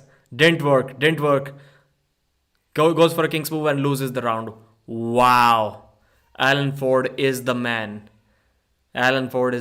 So he set up for a press. He just tried it briefly and then immediately switched to a king's move. Did not work out. You have to fully commit, bro. You have to fully commit with everything you have. He fought Kirsten Prodigy last time. Yes, and Kirsten also took a couple of rounds from him. So Kirsten can beat Alan in a few rounds and Casper cannot? What does that mean? And Casper was beating Plamen Dimitrov? What's going on? I cannot believe my eyes here. He fought someone else as well, man. I'm forgetting that match. There was one other match that Alan Ford recently had. I think Hermes future number 1. He is young and powerful, full back pressure, like 97 kg. Amazing. Yeah. I hope he gets to the top.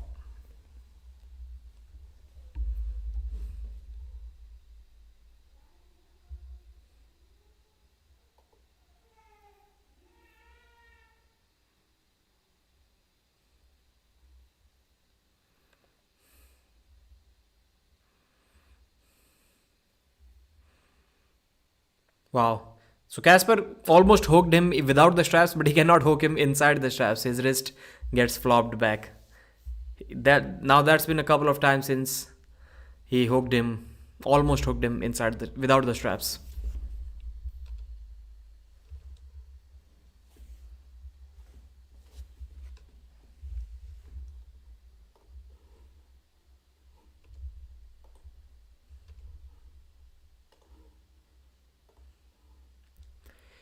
Hanging live with Shedis.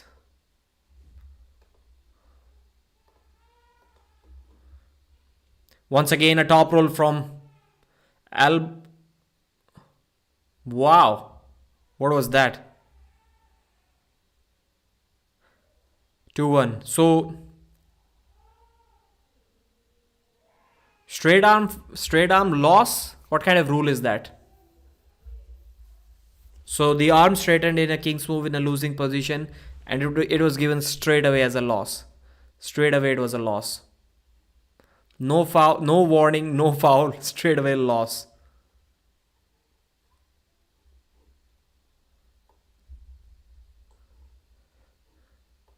Okay, so maybe he was already on one foul. This time it was the second foul. That's how he won. He had a match at Arm Gods, but I don't remember with who. Maybe James Wall. Nice rule.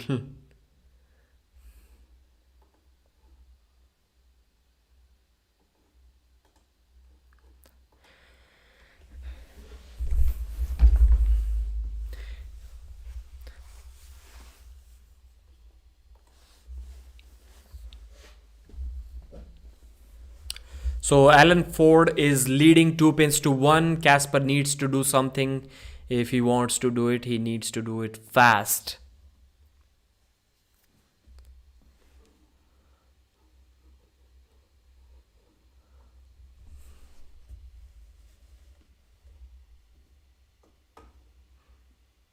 Uncle John is the sole commentator. He's alone commentating on this event. That's kind of strange.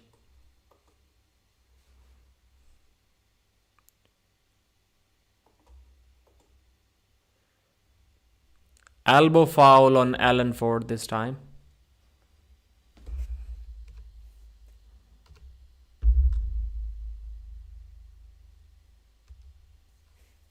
Who won? This time Casper takes the win. I don't know why this.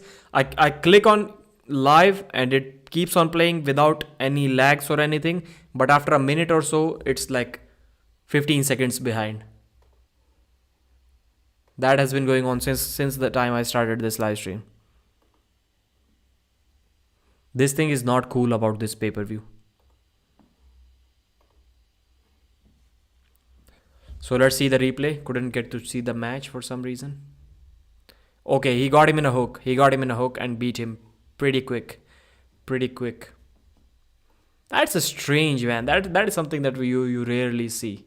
Maybe against some Kings movers it's possible, but not really against some other people. You can hook someone easily without the straps, but not in the straps.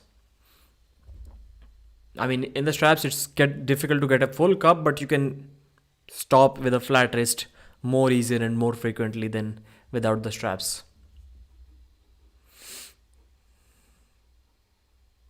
So this match is once again going to the 5th round, as most of the matches so far. Alan Ford versus Casper. Let's see. Alan needs to get to the straps. Casper needs to finish it without the straps, just like he did the last time.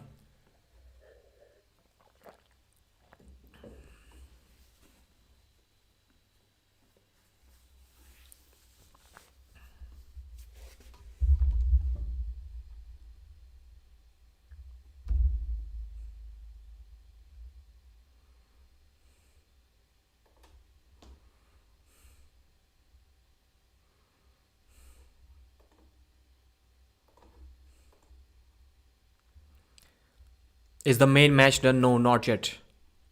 So round 5, the final round of this Alan Ford versus Casper match. Alan top rolls him almost to the pad. He's in a King's move under the table. Winner.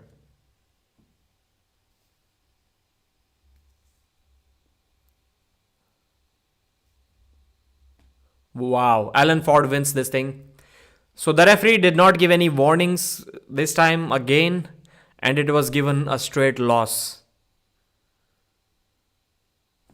He hit the King's move and his shoulder was clearly under the table. The referee was looking at him. I did not see him giving him any warnings or telling him to stand up. No fouls, straight loss. In IFA, I think this rule was introduced about 3 years ago that you cannot compete with a straight arm. It's a loss. A straight arm is a loss. In IFA, they do have that rule. But I'm not sure if they're following IFA rules here. If they are, then it's kind of fine. It's kind of fine. Are they following IFA rules?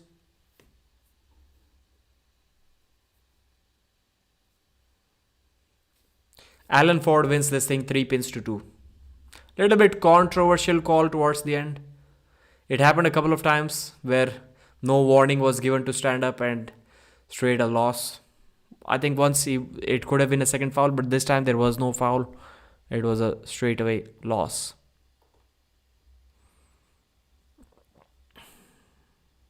Dave always loses, so in theory it's already over.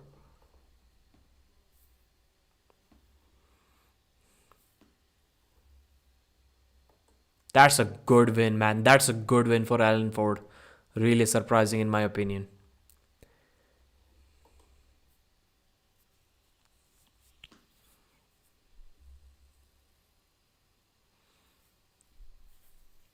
Casper does not have a King's move. He tried, but it did not work. It did not work.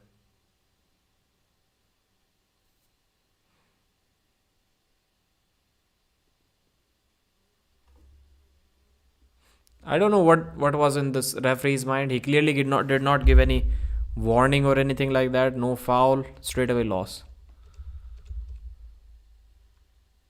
Let's watch it again. Get up, get up, get up. Yeah, he did say get up 2-3 times and then a loss. But get up is not a foul, man. One foul. I did not hear that. I was just trying to read his mouth, read his lips. He was clearly saying get up 3 times and then he gave it a loss. Over 40,000 square feet of event space. Okay, what's this? Built-in stage for live entertainment. Some ad going on. Tomb Raider. Bowling arena, shooting arena, gaming, quick service options. Hi Pradeep, can you share the result of Dave Chaffee versus Sergey Klinichenko? Yes, I can, but for that you'll have to wait for another 30 more minutes at least, because the match has not happened yet. It's left hand. Yeah. He had a match at Armgard, Engin live with Shedis. At this time, Engin doesn't even care. He's way too big. He goes live right at the time of the pay-per-view events.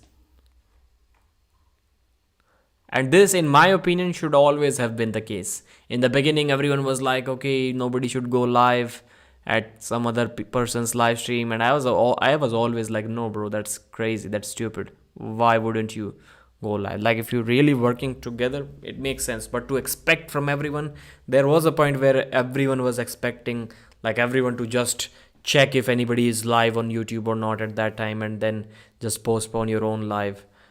People really used to. Your favorite Haryanavi singer, bro? Yeah, I used to like KD a lot. KD's raps I enjoyed. They used to be good. Right now, not so much. I don't think I have a favorite Haryanavi singer as of now. Everyone was pussyfooting around. What does that mean? Whose idea was that? Yeah, literally everyone. I will not take any names here, but there were some people who messaged me like, why did you go live at the same time? We go live on this fixed day at this fixed time every single day. And I was like, no, I was not aware that you go live at that time. Okay, I'll maybe take a look then the next time. And when we were trying to go live, people were like, bro, is anyone else going live at that time? We should change time. Literally every single person was expecting, not only doing that themselves, but they were expecting literally every single person to follow this rule that nobody is going to go live if. And at that time, there were way too many lives. Everyone was going live every single day. So every day there were like 3-4 live streams. Right now, there aren't so much. It was the beginning of the monopoly. I absolutely hated that idea even back then. I was never a fan of it.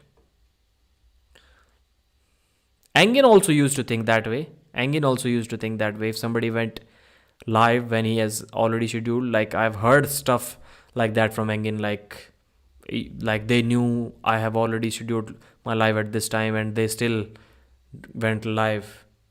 So it means they don't have good intentions. That's how Engin also used to think.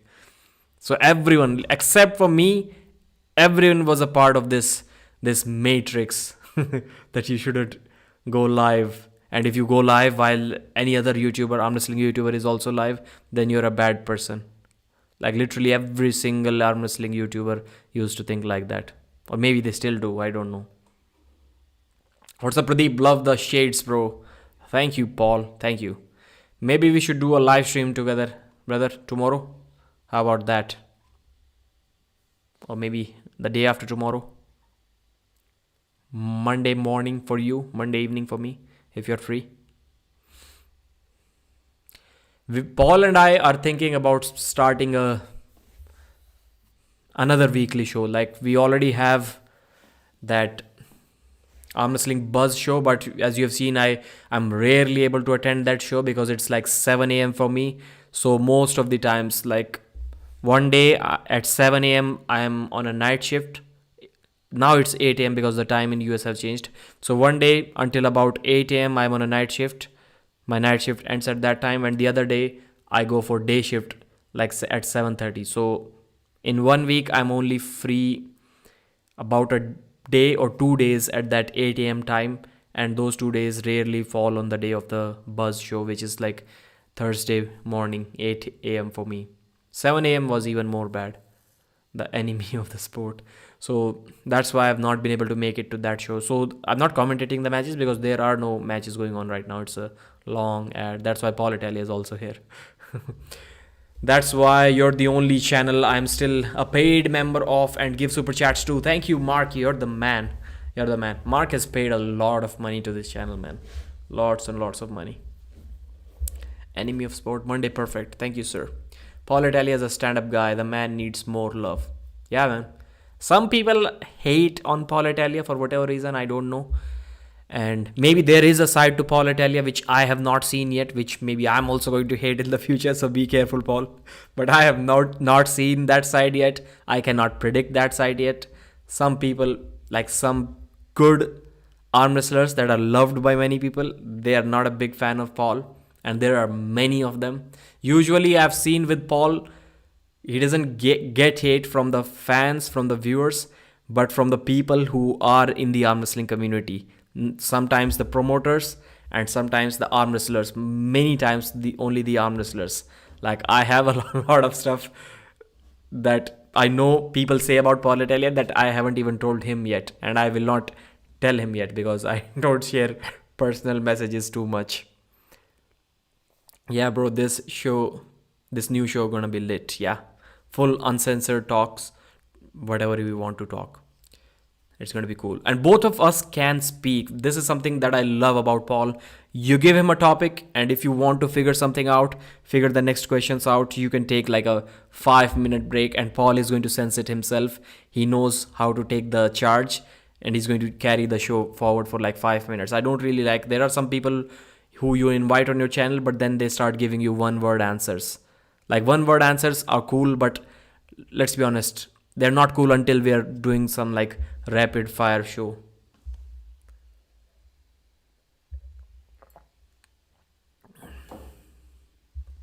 Cause Paul doesn't take any shit from no one. Mark is saying, fuck the haters. Thanks, Mark. Yes, bro, the new show is gonna be lit. What should be named? I thought about starting a show with Paul Lynn as well. Like the name was also perfect for this. What was the name? I even forgot. Deep and Lin. It was something included. Deep Inside Armwrestling, L-I-N-N. So Deep from Pradeep and Armwrestling from Paul Lin. Yeah, somebody suggested that. Deep Inside Armwrestling. That's a cool name, man. That's a cool name. I need to do more live shows discussing recent arm wrestling events. Like, not too long live streams, but usually I've seen that longer live streams are better. They get more views, but not more than 1 hour, not less than 30 minutes. Paul does not need arm wrestling to make a living. He's done awesome on his own. They can't control him using money. This is something that which I have seen as well, man. At my job where I work since I started, not that I was at any time I was like kind of a guy who you can bully, but sometimes you just don't give enough. Give a F, not N. This happens in workplace as well. When you don't need their money, they start hating you. Are you going to do another workout stream soon? Tomorrow. Yeah, tomorrow I'll do that.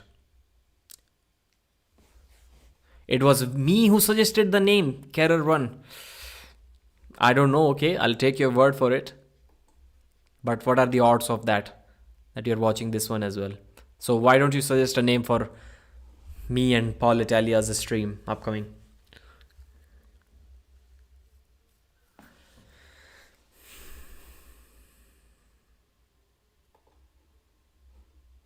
That's a very long break, man. That's a very long break.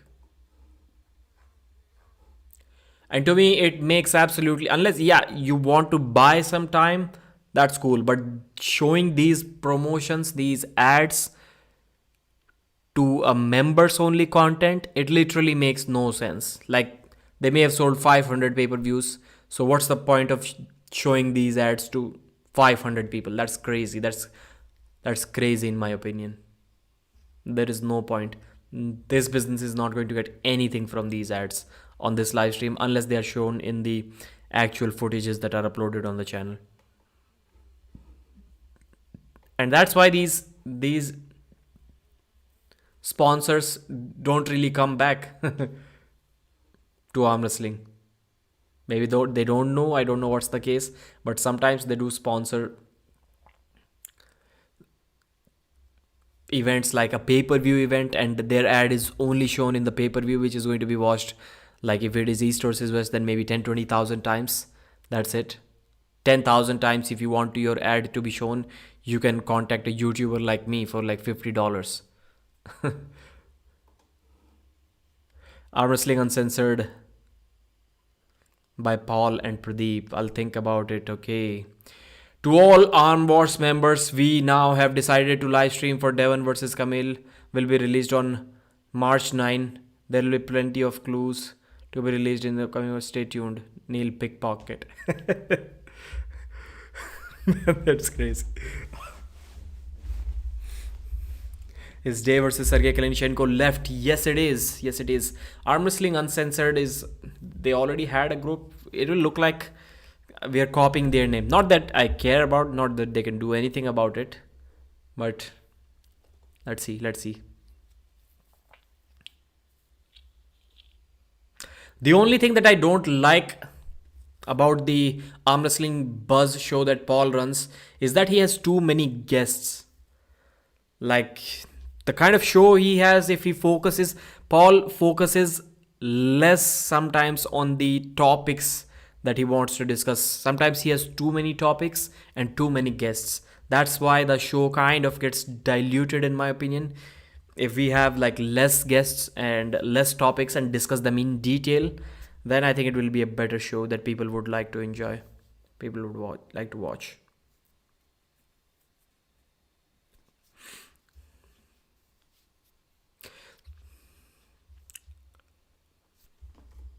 Yeah, and that's the thing, man. I've seen many comments like Paul Italia is in it for money. I'm like, the guy is already making a lot of money, and arm wrestling, how much do you think he's making from his YouTube channel? $1,000 at best, maybe less. So that clearly shows that he's not in it for the money.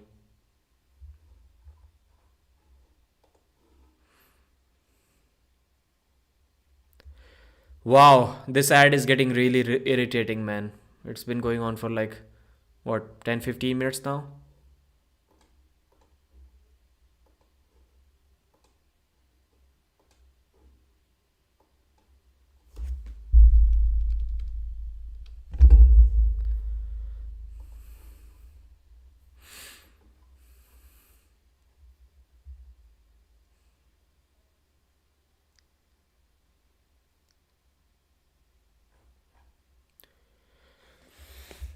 So this Dave Chafee versus Klinichenko match, I hope it's a good match. There are, when Dave Chafee was saying that he's going to quit for some time, he's going to recover, I was like, okay, maybe this makes sense. Maybe we are going to see something different from Dave. But then since then he's been taking as many matches as he was taking before. Like nothing changed. He's taking matches on the right. He said he has nerve damages on the left. He has no tricep on the left. He cannot do anything with the left arm. And he's taking matches on the left arm. So what does that show you? Men who can't be controlled are often feared and hated. I'm that kind of guy at my job. Like not many people like me because I don't take no BS.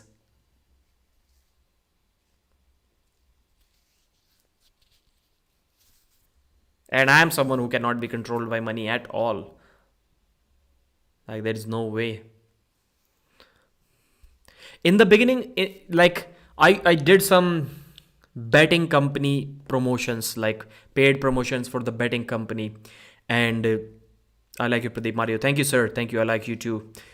So at that time, that's crazy, man. When I had like 6,000 subscribers, 5,000, they paid me like $30 for one video, just for a 30-second ad. 30-second ad and $30. That was crazy that I was able to pull off such a deal. And that's the money that they offered. I did not say anything about that, which was really cool for me. at that time. Then I got a sponsorship with Old School Labs. I did not really do a good promotion for them, which it was my fault. Then after some time they stopped working with me. Maybe they worked like 8-10 months. Then they stopped because they didn't see enough sales, because it's difficult to do some sales for a supplement company when you're yourself not working out. That was my mistake. I lost a good sponsor. Really, I really feel bad for that thing. They were good sponsors. They paid me like a couple of $100 a month plus some supplements.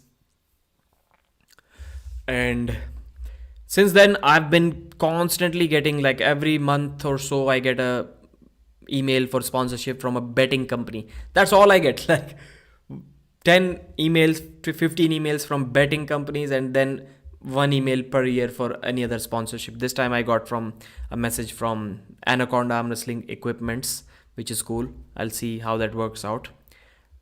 So since I decided that I'm not going to do these betting company, what are they called, man, sponsorship videos. Since then I've been only getting betting company emails. No, it's the break is still, commercial is still on. I guess Dave is not going to get steamrolls. Fear leads to hate, hate to anger, and anger to suffering. Mario Man is back, but the stream is not back yet. Commercial. Michael Toddler was such a popper nugget. 65 still is. I don't know. Where did that come from? Where did that come from? I'll think about it. Star Wars. How many matches left, bro? 2 matches left. Heidi Corner versus Anna Gronlund. No, Jeff Dave versus Jason Constantine is also left. And then we have Dave Chafee versus Sergey Klinichenko. So 3 matches, 1 hour, give or take. Okay, looks like the stream is about to start. Cool, finally. The most independent voice in arm wrestling, Pradeep. Thank you, sir. Mark Atlantis, yes, sir.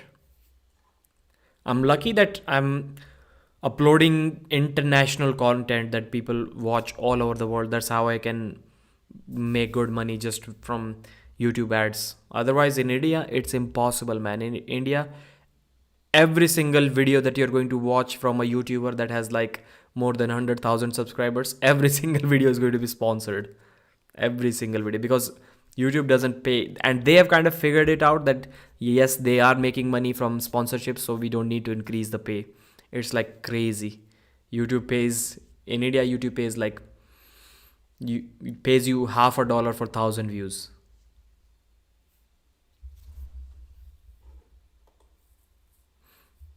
And in US, it's like $2-3 for the same amount of views.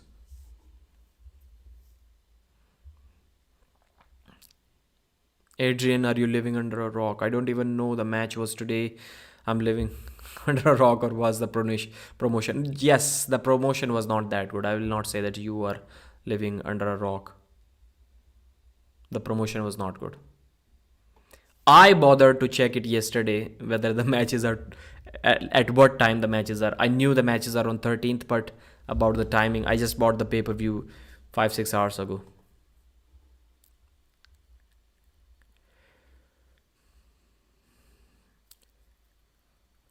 Mario, you can now call Patrick. What was the other character in the Mario game? Louis? I think it was something like that. Who wore like kind of white and green clothes. Still no video, only audio from the event. AWC 3 All or Nothing Thriller TV, powered by FITE. FITE. Let's go. Neil Pickpocket. Attention, a live clue will be revealed on air Armwrestling channel for who won between Devon and Camille. The live release will premiere on February 14th. Stay strong, be stoic. Canada Power Hitman and John won. After 20 minutes of that, the sounds of random banter are quite soothing. Hello. Bro, just start. Unless there was some like problem with the stream. Take Luigi. Louis is the pronunciation correct? G must be silent here, right? Princess Yoshi, Princess Peach. How did I miss these characters? Like when? Why didn't I see them? Let's talk some video games. Anyone a video game fan? I used to play a lot, like more than 15 years ago. 15 years ago. Maybe up until like 12, 13 years ago. Luigi. Okay. Then you have Mario and Waluigi. What's the? I'm hearing this. Hi for GTA 6, Pradeep, bro. I'm the biggest video game nerd ever. Me, Mark knows about games. Okay. Luigi. Okay, that's the first time. Because I played it Mario when I was like 4, 5, and I was lucky to be able to pronouncing Mario back then. Tetris. Yeah, I've played that game. Total Overdose. TOD, yeah, TOD we used to call it. It's like a man on the street fighting with people. I have played. Somebody suggested this game to me like when I was in school. It was like 13, 14 years ago, something like crazy like that. Now, first time, like in like more than a decade, first time I read that name TOD. Is that the same game where the dude used to jump off walls and then attack people? Is that the same game? Total Overdose. We can talk about it because the matches have not started yet. Someone or three people. What does that mean? It sounds more like Luigi. Yeah. Karan, I remember that game. More games, more old school games. I was talking about Gunsmoke. Man, I used to like that game so much. It was so difficult. I don't think I finished that game when I was young. Gunsmoke. If some of you younger guys may not even know what Gunsmoke is. But Gunsmoke, when that horse died, it felt like a family member died. I was so young back then, less than 6 years old, 7 years old maybe, when I played that Gunsmoke game. Jason Constantine is walking to the table. Luigi, okay. G, okay. GI is like G. In Sasurji, Mark is Luigi. Got it now. Old school Monkey Island, Wing Commander 3. The Monkey Island, I don't so Wing Commander 3 is like a aircraft. I never liked those aircraft games where they were like shooting and bunch of different aircrafts coming from. I played lots and lots of those games, but I didn't like that. Didn't like those games. First time I got scared in a video game was with the stage 1 boss in Double Dragon 2, I think it was. I was so young, I immediately handed over the console to my brother. I was like, bro, you deal with that monster.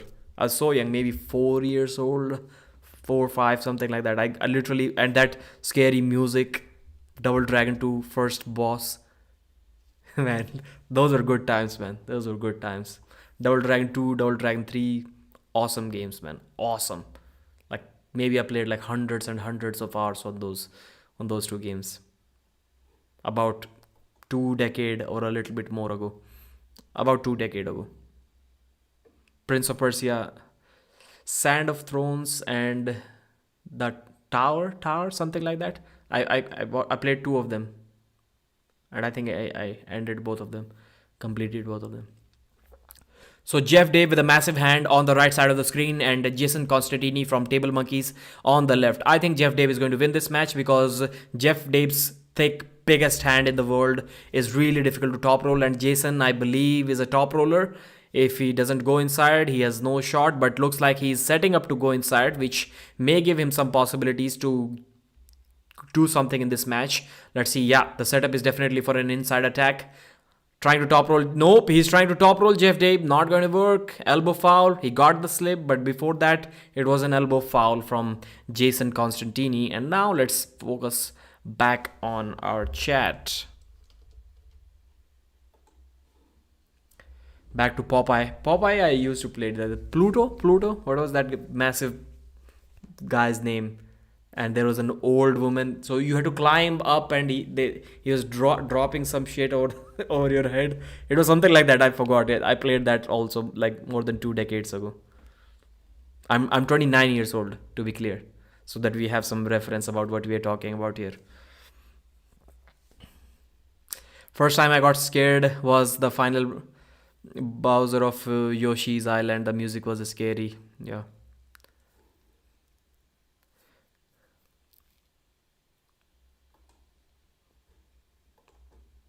Yeah, man, that Double Dragon game was so amazing when you unlocked Ranjao. I think his name was Ranjao, and the guy with the claws, iron claws. What was his name? I think it was Chinese, and Billy Jimmy in that game. Those were the four characters. Resident Evil 4, 5, and maybe 3. I've 4 and 5. Only these two I've played and completed. I was like very not very old, but like maybe a decade ago I played those games. Wii Sports Pradeep. Yeah, I've heard a lot about them when I searched the most selling games like Wii Sports at the top. Popeye, Olive, and Brutus. Okay, not Plutus. It's Brutus. Tekken Tag. I played it like not much. Tekken 3. I've played probably like 1,000 hours. More than that on my PlayStation 1. So they are still getting strapped up. Jason Constantini versus Jeff Dabe is the match.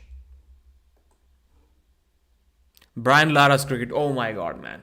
One of my favorite. My brother and I, we used to play like maybe 3 4 games every single day. We used to, our father didn't let us play too much at that time. So when my father went to bed, we both like some detectives. We woke up like sneaking around in the house so that no noise is created.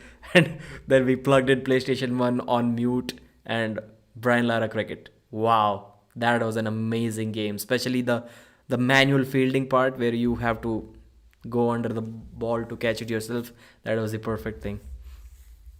Played it a ton, man. Played it a ton. Brian Lara cricket was awesome. PlayStation 1.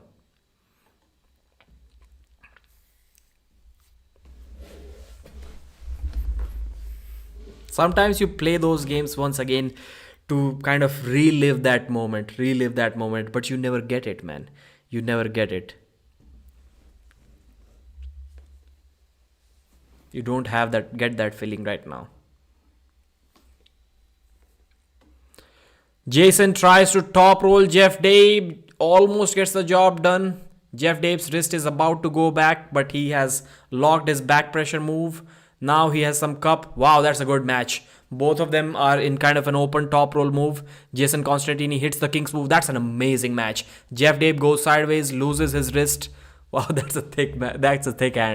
That's a thick hand. I think Jeff Dabe is going to get tired if this continues for long. Jason is doing good, man. Jason is doing good. He got the confidence to stand up. He gets Jeff Dabe in a hook.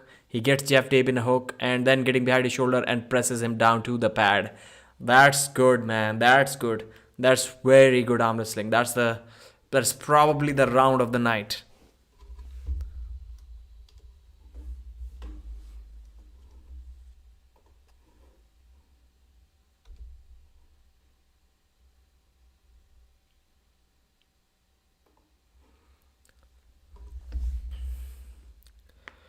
Especially tag 2, also 5DR on PSP was good. What's 5DR? I never had a PSP. Wii Sports is awesome, bro. You can get really good at it, but it still screws you over once in a while. Can I play it on like phone or PC? Where do I play it? Jeff was supposed to win. I don't like seeing him lose. Yeah, I've never seen Jeff Dave win, to be honest. I've never seen him win. The cheat codes on the papers. Yeah, we used to write cheat when until we didn't know about that yearly cheat book that was released for different games. We used to write them. WPUCG. What was the I even still remember some of the codes from San Andreas. Can you write some of the codes of, if anybody remembers codes of San Andreas, and I'll let you know what was that about. You can only play it on the Wii and Wii U. Okay. No, I'm not going to get it then. Not for me then.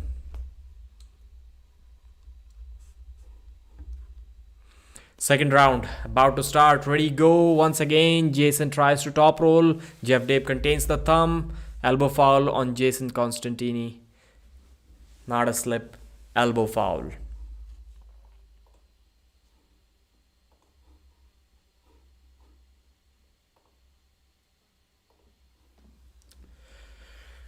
Okay, 2-3 hours every night. CS, Counter Strike 2.0. Yeah, I played Counter Strike as well.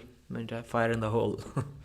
The Isle Legacy and the Street Fighter 4 to 6. I played Street Fighter sometimes. I didn't really enjoy them too much.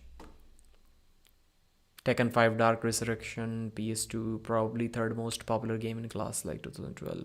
Mortal Kombat, Vice City Stories. Saints Row used to be like GTA, but Easy One 2022 was disappointing. Okay.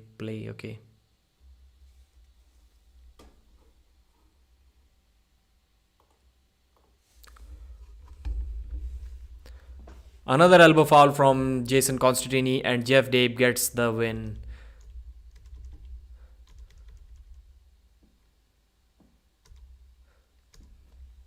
Let's watch that round again. What happened?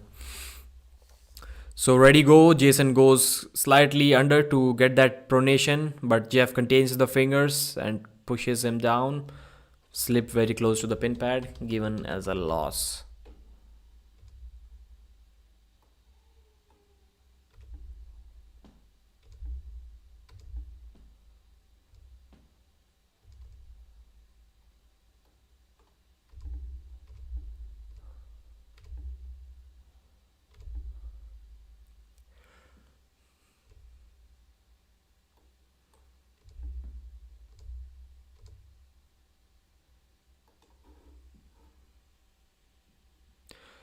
So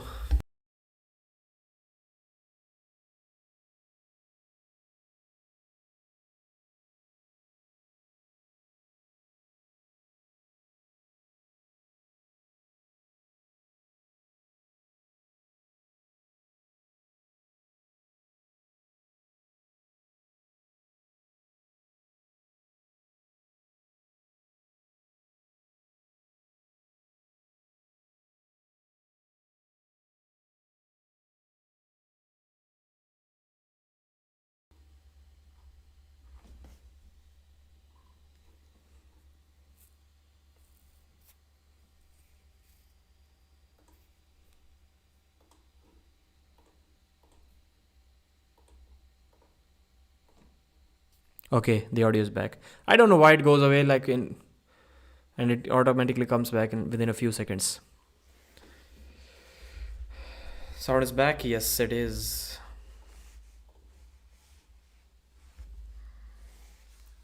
So this time a win given to Jeff Dave. He controlled the arm without the straps. It looked once again a slip very close to the pad. Did not look like a pin, but it was given as a pin. So the score is 2-1 for Jason Constantini.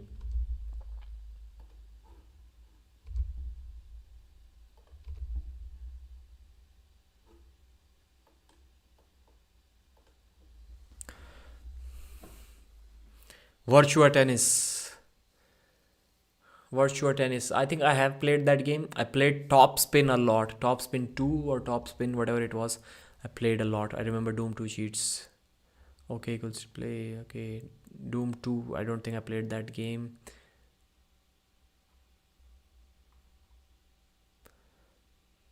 Has Dave Chafee match happened yet? Nope, it hasn't. You can play.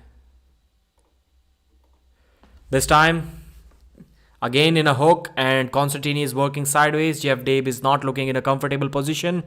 He's in kind of an open arm hook. He's about to get pinned. His arm is opening up and he gets pinned. Jason Constantini gets the win, 3 pins to 1. Good match. So Jeff kind of relies on being stronger than the other guy, and there is not much that he can do if the match gets stopped. My RTX 33080 is outdated. Hogwarts Legacy runs at 60 70 FPS. I never cared about FPS. My computer, if it was able to run some games, it was like at 24 25 FPS max. You can use emulator. Yeah, I used to play one of my favorite games, SmackDown 2, the PlayStation 2 game, with a emulator, PS2 emulator on my PC. That game was fire, man. I don't think WWE has produced a better game since then. If anybody has played WWE games after that, and that SmackDown 2 was released in what, 2004, 2005, something like 2005 maybe, or 6, I don't know. I've not seen a better SmackDown game since then.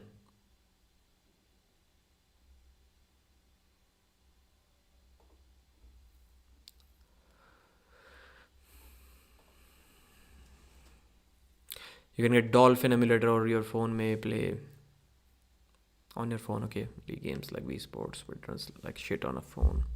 I used to play the shit out of WWE games. You a wrestling fan? I used to be. Every Monday 5 p.m. we used to like sit and wait for WWE Raw, then Tuesday SmackDown. That was I never watched like young kids, small kids watch cartoon when they're like 3 4 years old. I never watched cartoons. For me the first cartoon was WWE. I started watching WWE, and that's where I started learning English as well, because like we never speak English in our house. That's not a language that is spoken here. We started reading it. We started reading the ABCs when we got in first standard, when we were 6 years old. So before that I was watching WWE, so I knew a few words of a completely new language. The teachers were, I still remember, kind of surprised. How does Pradeep know? Like these days, like parents talk in some English words. Like if Hindi has been diluted now, it contains like many English words in every single sentence you may have seen. At that time, it was not like that. Like if it's Hindi, you won't find a single English word in that sentence. That's how people used to speak. So knowing a few words like what and means, what or means, when you went to school in the first class, it was a good deal. I think ABCs we learned before first, maybe a year before first class. Anyone played Wrestling Revolution? I don't remember. Jake the Snake, Ultimate Warrior, Ricky Steamboat. Yeah, these used to be like the legendary characters that you need to unlock in the career mode. British Bulldog, Hulk Hogan. I never saw British Bulldog in any WWE game. Hulk Hogan was for sure there. Triple H, SmackDown versus Raw was amazing. Yeah, I've played SmackDown versus Raw. I don't think it was better than SmackDown. SmackDown, Here Comes the Pain. Yeah, that's the game I was talking about. Here Comes the Pain. That has Brock Lesnar like this on the poster. Rey Mysterio. The blood part and the elimination chamber matches, they're awesome, man. Awesome days. Used to play a lot. Heidi Carter versus Anna Grondland. So 48 years of age versus 47, 258 pounds, 258 pounds. Wow, she's massive.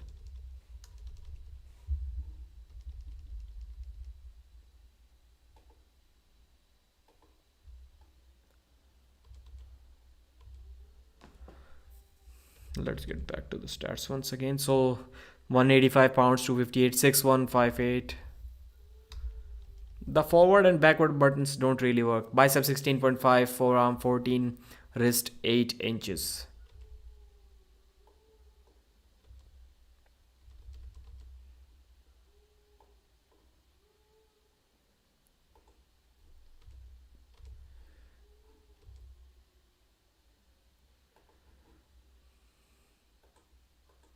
Who's going to win this match? I think it's kind of close. Both lost to Sarah Backman pretty dominantly, so it's difficult to guess anything from this match, those matches, because Sarah easily dominated both of them. There was no stop in any of the matches.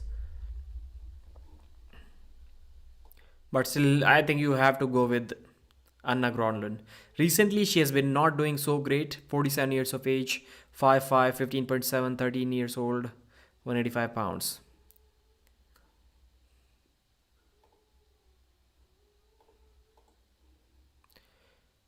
Not game. I used to watch them in 1985. Okay, that's cool. How old are you, Mark? Duck hunt with that gun. Yeah. Still, people don't know till this date how that gun used to work on a television, man. And it was not like that's completely random. If the bird is that way and you shoot like slightly here, it's not going to get killed. If you shoot it like this, it will get killed.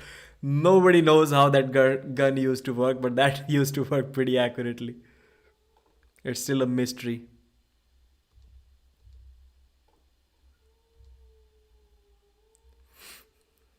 Round one, Heidi corner on the left, Anna on the right. Let's see. That can be a close match. That can be a close match.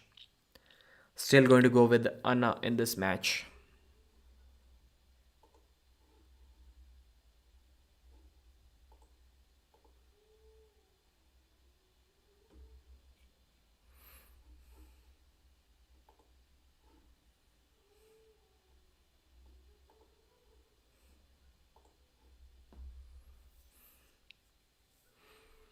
Round one. Still trying to figure out the grip. Referee's grip it is. Heidi corner with a good side pressure hit. Fingers went slightly over, but then Anna was able to recover herself before the slip. So slip looked kind of even, I'll say.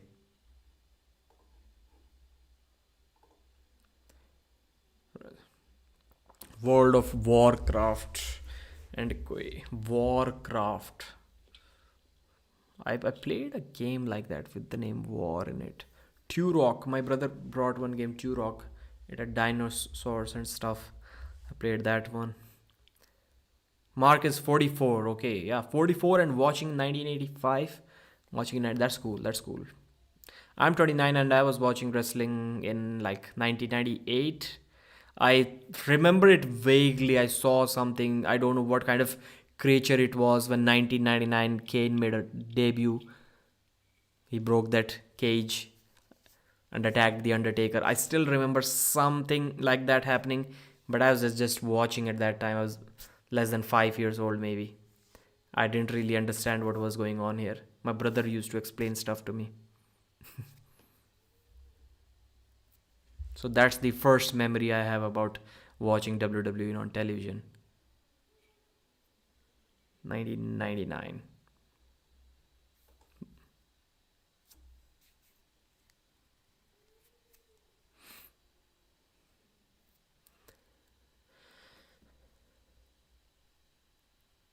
Still couldn't get a strap. These first time I've seen arm wrestlers having difficulty in trying to set up. So far, everyone has been easy with the grips.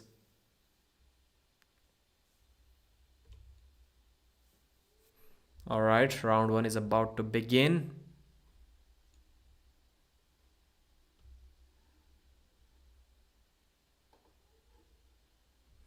Ready, go. Heidi corner takes the hand, but there is an elbow foul from Heidi.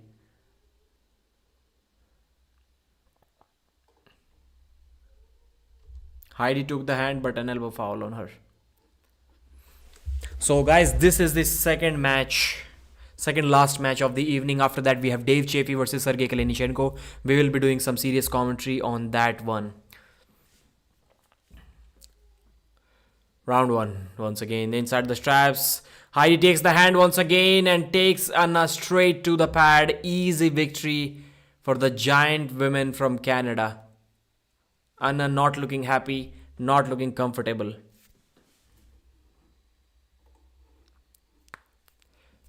Anna won WAF in 2022, I think. Both left and right, I believe. 80 kilo division. Since then, it has not been going so well for her. Maybe she won in 2021. I did make a video about it. I remember it still. I think it was 2022.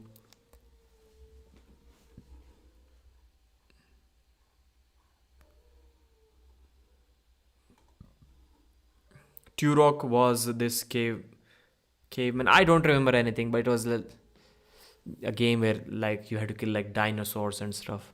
Contra. Yeah, everybody has played Contra, Aladdin, Adventure Island, Mario. That's why I didn't even mention these games. Like Adventure Island, I don't think any of you who was born in 90s or before that, I don't think there is anyone who has not played those games but played some games. I hope you understand what I mean. Is Lagia no longer active here? Yeah, man, I've not seen Lagia. I don't know. Did Sir I put the smackdown yet? Nope. Nope. Still some time remaining. Why don't we see Gladkaya anywhere? Not sure. She was supposed to be competing at East vs West, but then she said she had some problems. The doctor told her not to compete. That's why we didn't see her at East vs West. Her match was already set against Fia, I think it was. Once again, ready go. Good hit from Heidi, but Anna is able to control the fingers. But then she gets beaten. She tried, she was greedy. She got some hold on the fingers of Heidi corner. She tried not to let go of the grip to pin her, but in the process, she herself got pinned. Greed took that round from Anna. 2-0 Heidi corner. Looks like she's going to take it. Lagia said he lost interest in the arm wrestling news community, but he said he still respects Pradeep. Not a problem, brother. It usually happens like with every single of us. Like there were some YouTubers when we used to watch all of their videos. Everyone has that phase. I had many YouTubers like that. I used to watch every single one of their videos, and sometimes you don't need to have a moment where you disliked what that YouTuber did. You just move on, and it's a natural process. It happens every single day on YouTube with every single person. Like all of you watching this stream right now, there must have been some channels that you kind of religiously followed, watched all of their videos, whether it was for some entertainment, whether it was just for some like getting some value out of it for whatever reason. But now you don't watch any of his videos. It happens always. I think that's something that happened to Lagi as well. And it is going to happen more and more in the arm wrestling community, because until now there was not enough channels so that you kind of watched every single one. But now when you have options, you will go that route. So it's natural. One elbow foul on Heidi this time.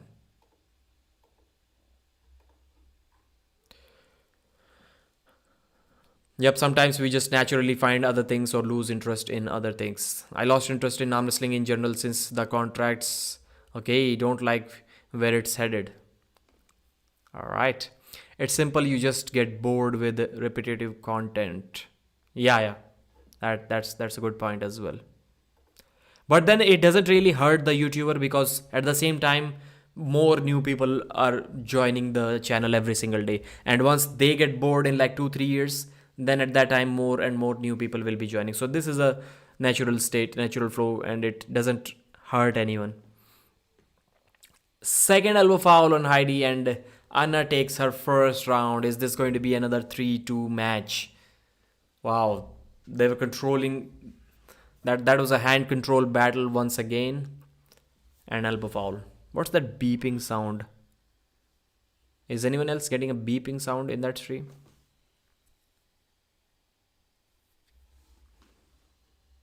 It's been going on for like many minutes now.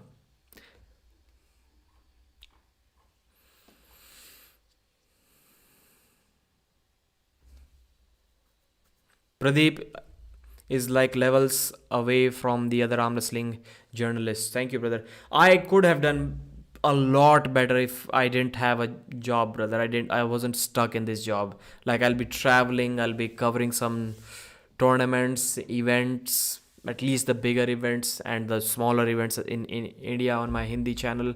We'll be doing a lot of stuff. Like every single day I can go live at the same time. Right now I work in shift, so it's impossible for me to go live at the same time. That's why I couldn't join the arm wrestling buzz show as well. That's a big problem. Problem comes when the YouTuber gets bored. Yeah, and that too happens a lot. We've seen that many times. Like there are many creators who have like 10 million subscribers in India and they upload like once every 6 months.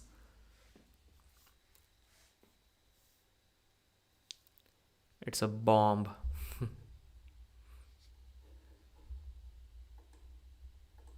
Once again, some finger battle, hand battle. This time they decided to slip and going to straps.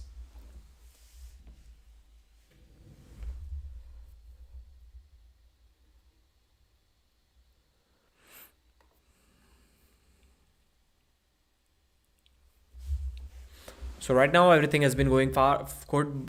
However, this 1 month has been not so good in terms of revenue and views and subscribers. Everything is showing a down arrow, but it's a part of YouTube. Like last 4 months were simply awesome, the best up arrows every single place. But this time it's going down.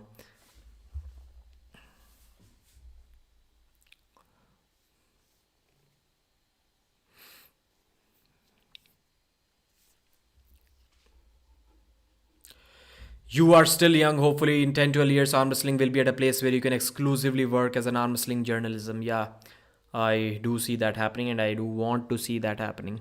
Sometimes commentary, sometimes journalism, interviews, stuff like that.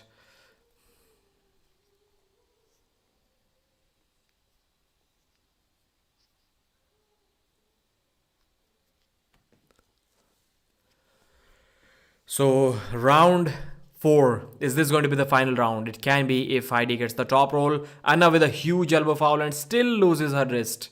Restart. Restart. She's laughing. Anna is laughing. She knows she got away with this one. She would have lost. If you're losing this your wrist with that big of an elbow foul, it would have been destruction if you didn't do that.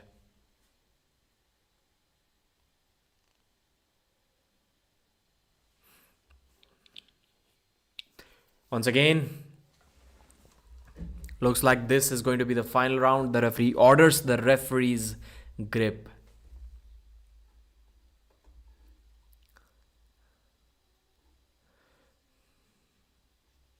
Later. It is going to happen later. 10 minutes, 5 minutes from now.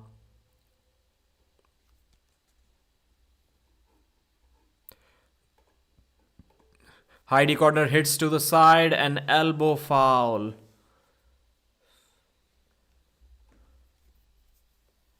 One foul each. So Heidi hit sideways, but she couldn't pin. Anna put the brakes on very close to the pad. Now, first time in this match, Anna is looking a little bit fired up. A little bit fired up.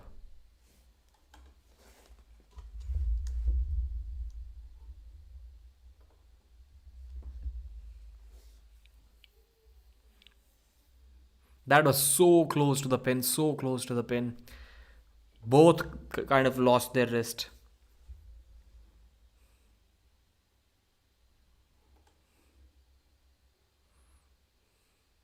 T-Rexes are extinct. Apparently not. There's only one commenting on this channel currently. 80 viewers. Let's go new personal best. Okay, 80 viewers. Only 75 likes. Man, take the likes number to 100, guys. What are you doing? That's the least you can do to support the channel.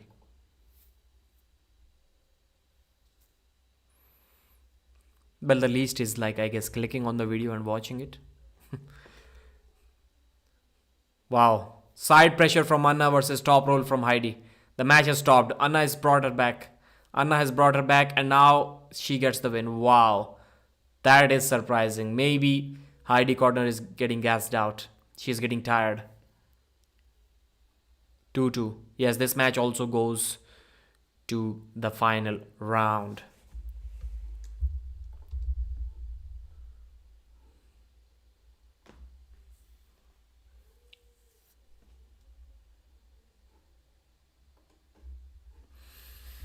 Dinosaur Paizulaev.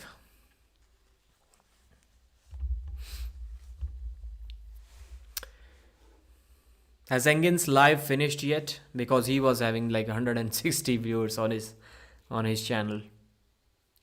Yep, streamed 17 minutes ago. I don't know what happened with this YouTube thing later, like lately. Now it shows only the views that the stream gets after it has published. And later on it gets updated, but that's a different thing. Like right now, Engin's stream is showing streamed 17 minutes ago, 148 views. But in fact, these 148 views are after the stream ended. So it has stopped counting the views that they got during the live stream. So my live stream right now has 1678 views in front of me, and as soon as it ends it will be showing like 0 views.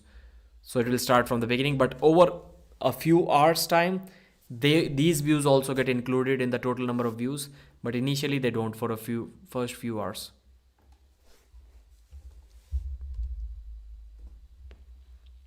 This thing started like a week or two ago on YouTube.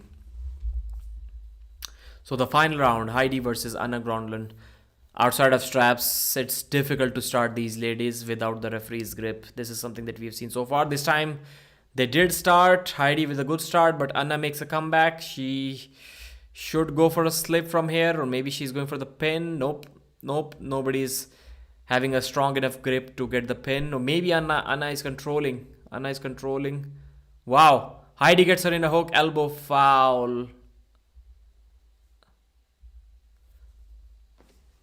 So Heidi was just like barely able to hold on, and then she like did a little elbow foul and got the match in a hook, then rolled out of Anna's wrist, but clearly that was an elbow foul and it's a restart. So now one step away from losing this super match, we have Heidi corner. Only one step away, one elbow foul away. Pradeep, what do you think of an arm wrestling triple AA video game with legends and newcomers?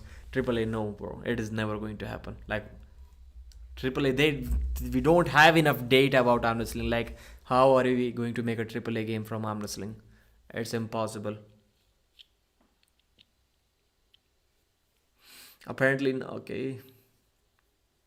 Devon literally walks like a T-Rex. How long for the Dave versus Klinichenko match? 10 more minutes maybe.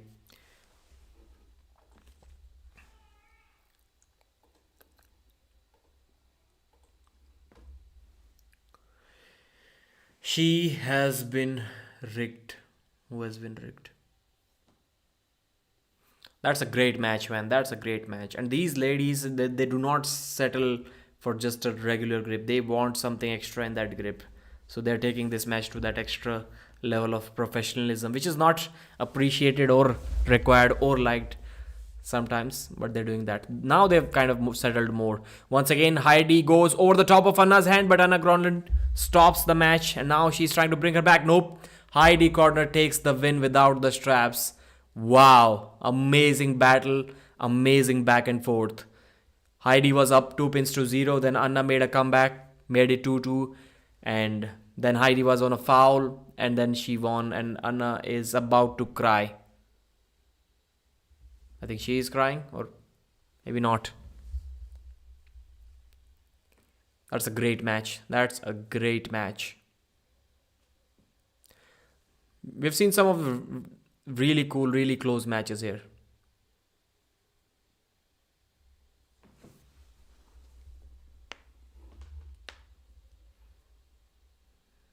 Good match. Dave's match is next. Yes, it is about to start. Maybe it will take 5 more minutes. And then it's on. Then it's on.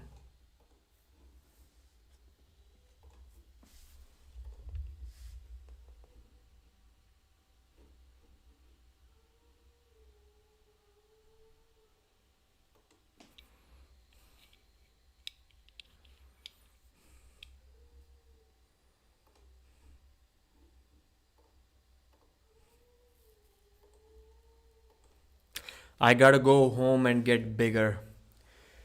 Anyone tried the over-the-top arm wrestling arcade game? Nope. The only game I tried in the arcade machine was Tekken Tag and Tekken 3. Tekken, not Taken. Tekken Tag and Tekken 3. Those were the games that I tried. And since we're talking about Anna, there used to be a character, Anna. Like, I think we used to say that she is Nina's sister, because They were sitting besides the pool, and like somebody like who removes her bra strap. Like I remember like all of us used to like when we played at home or at some other place, people used to just go there, play like finish the entire game just to see that one moment. Then we used to spend money for that one moment.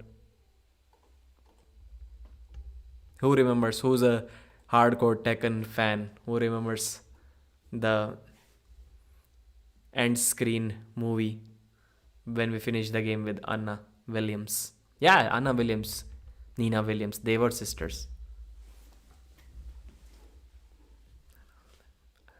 Anna, but they used to call her Anna. Anna Williams.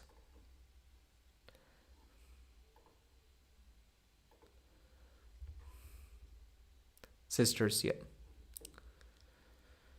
Wear extra large mirrored glasses next time so I can watch this live. Good comment. Good comment.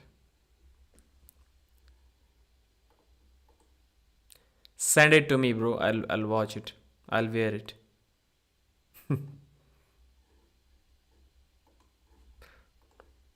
Don't say that you'll purchase the pay-per-view in lesser amount. Have finished only Tekken 5, Tekken 6 with Bob. Tekken 6. So you must be young. You must be in your early 20s, I guess, Andre. What's your age? If you have played Tekken 6 but not Tekken 3.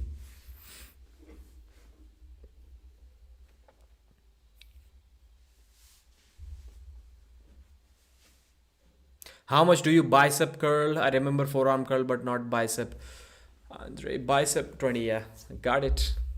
I can tell your age with by knowing what games you have played. Go to the bathroom and call Bloody Mary. Call Bloody Mary. What does that mean? To end something?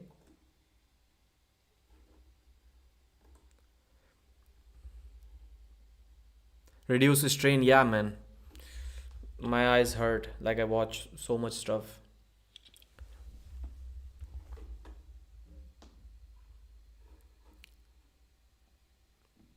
Bloody Mary, Bloody Mary, Bloody Mary. So Dave Chaffee, big Dave Chaffee is arriving at the table first. First time I'm seeing Dave look a little bit fluffy, not so lean, not so ripped. 46 years of age, 275 pounds, 6'2", 20-inch biceps, 17-inch forearms, and 9-inch wrist. So basically almost the same guy as Heidi Corner. Well, bigger biceps and bigger forearms. Bigger forearms, maybe not bigger biceps. Wrists are also the same. We have Sergey Klinichenko looking like an absolute tank. Shoulders, man, look at the guy's shoulders. He's getting big. He's getting big.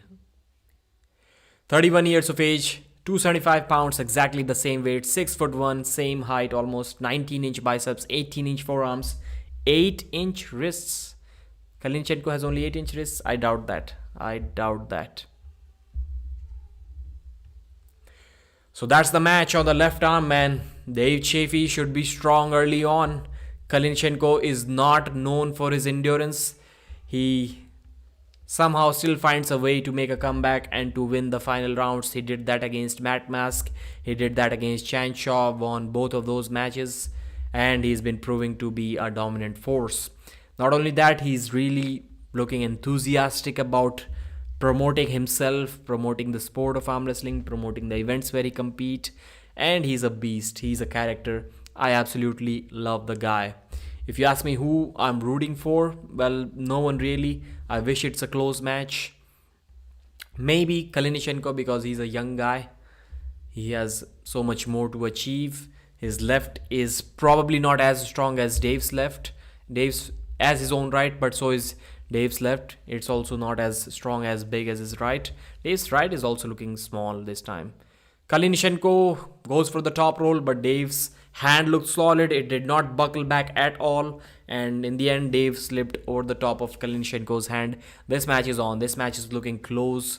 From the first round, if I were to predict who is going to win the first round, from this slip, it looks like Dave Chaffee got this. But this match is on, man. It's close. It's close. Sergey knows that. He's fired up. He's rolled his sleeve up on the left arm, trying to assert dominance over Dave Chaffee. This is probably the least impressive physical shape that I've seen Dave in almost ever since I started watching arm wrestling. Least impressive shape. If anyone is watching, can anyone else comment on that? Is Dave looking less muscular? Where do I purchase the pay-per-view? From the link in the description. Yes, Andre, thank you for mentioning that.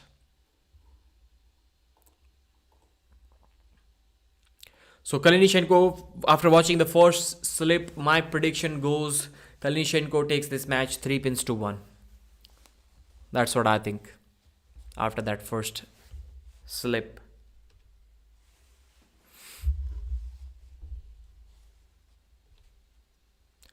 Round 1, they're strapped up. Dave Chaffee has the buckle.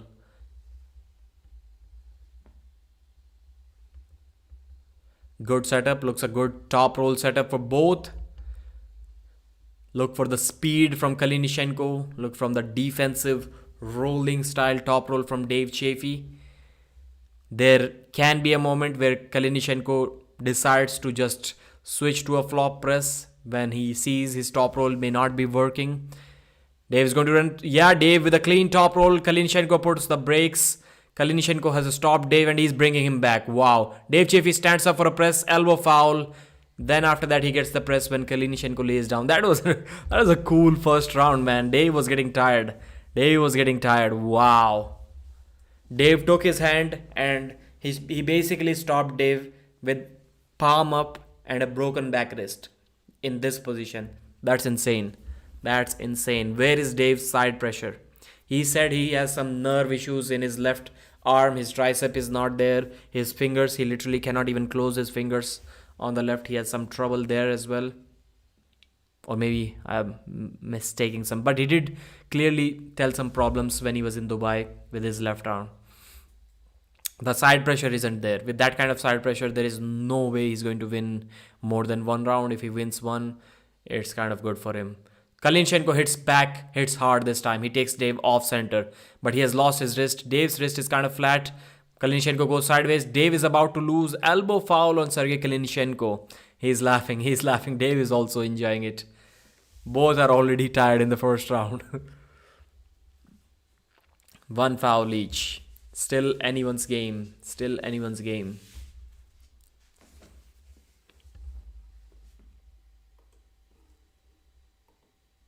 Klinichenko got more confident after seeing he can stop Dave in this position. Then he hit back very aggressively, got Dave off center but lost his wrist. This time a slow start, stopped at center. Klinichenko lost his hand, but he's moving sideways. He has the center, but he has lost his hand. Surging sideways. Dave tries to get behind his shoulder, gets behind his shoulder and gets the pin. No. Klinichenko stops it. Wow. Second foul on Dave Chaffee.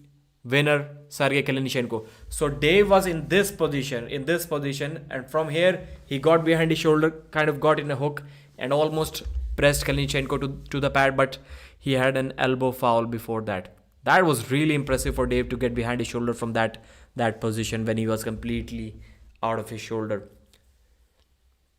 He had issues with left arm, as far as I remember. It was connected to some nerve damage due to neck injury. Yes. Already gassed. Yeah, both of them look gassed out. Especially Dave. No, both. Dave's problem is that he has a stable job and a gorgeous wife. There's nothing arm wrestling can do for him. No motivation except the cash. Dave likes cash, just like all of us do. Well, I assume he keeps getting paid for these things, so there's that. Yeah. Dave said that he's going to stop arm wrestling for some time. He's going to recover and come back stronger. Bro has been taking even more matches since then. And even on the left arm, which had most damage. Ref's doing a great job, maybe too good. Craig Stover has commented there. Dave almost pinned him, man. That was like a centimeter away from the pad. Then he had an elbow foul. But for him to get behind his shoulder so late, I think Dave must be regretting that. Like the match stopped in the center for some time. Dave had his hand, but he was on the losing side. Then he decided to get behind his shoulder from this ugly position. He had much time to do it right from the center, and I think that's exactly what he's going to do this time. He's going to switch to that press early, and Klinichenko has not started switching to the press yet. If he does that, it's over for Dave, I guess. I think at some point of time it may turn a press versus press match. Whoever gets it first.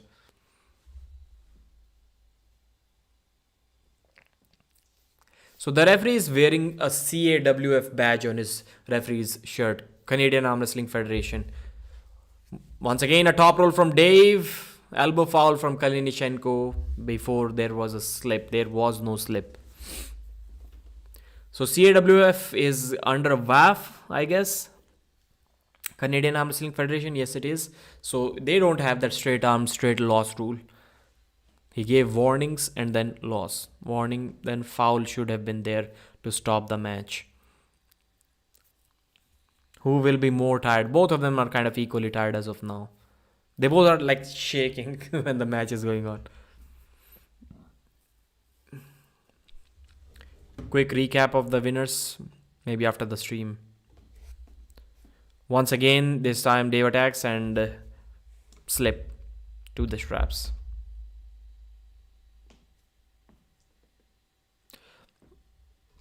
I can give you a recap. So the first match was between Maddie Gagner versus Sabrina. Sabrina won the match 3-2 after a comeback. Alexander Koshadze versus Kelly Leach. Kelly Leach came back 3-2 victory. Jonathan Breda 3-2 against Alexander. Rick Heidelberg lost 3-0 to Brad Grundy. Then Vivian versus Petra. I don't know who won that match. Artam Ternenko lost 3-2 against John Therian. Great match. Alan Ford defeated Casper Sinisia 3-2. Jeff Dave lost to Jason Constantini 3-0, I think it was.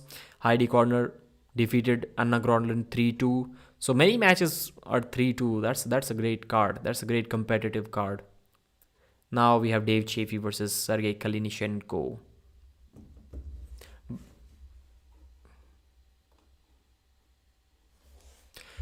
So second round, go happens in the center. Both lost their wrist. So side pressure battle right in the center. Dave switches to a press.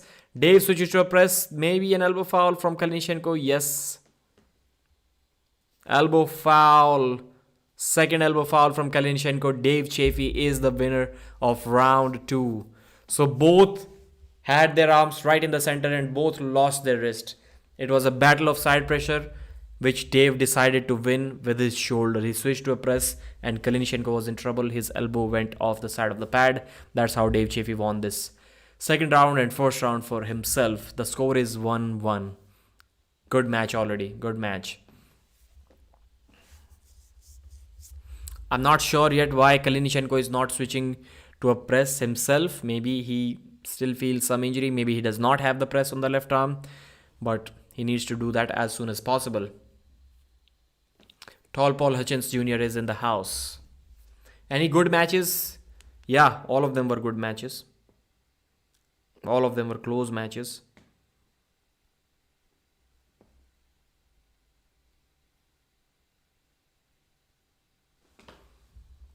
This could be another for one of the two, yeah. 3-4-1. 3-4-2. The score is 1-1. Jeff got one. Jeff Dave? Yeah, I think yes. Yeah, you're right. Jeff Dave got one round. You're right.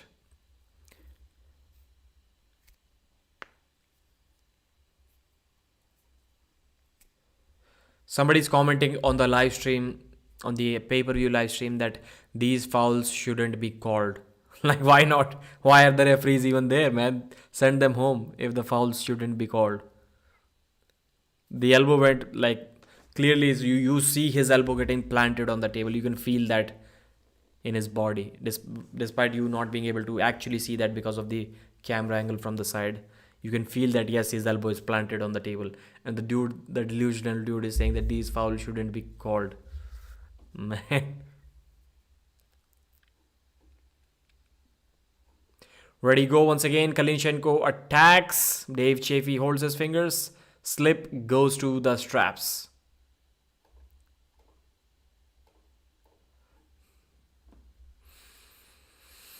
3-2. Just one thing I want you to understand, it's a game over for Devon, by the way. Devon wouldn't be able to beat anyone no more, and he has to go in retirement. Bro, you wake up from a dream, Alexander? What happened to you?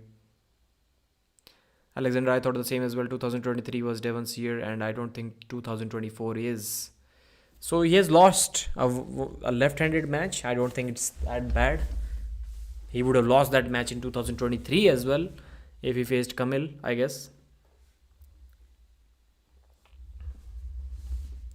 But more and more people will be like pressing against Devon off the go. They'll have to practice, they'll have to learn that move. The dude has made his hand so strong that it's bound that you're going to lose his wrist to him. You mean Dave, Alex? No, I don't think Mark he meant Dave because okay, yeah, maybe he meant, but Yashashvi clearly didn't. Yashashvi mentioned 2023, and no, 2023 wasn't the year of Dave.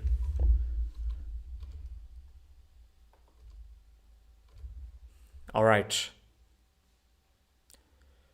The third round starts. Good start for both. Klinichenko has the side, Dave has the hand. Dave is about to lose. Elbow foul from Dave. Nope, elbow foul from Klinichenko. One more restart we have.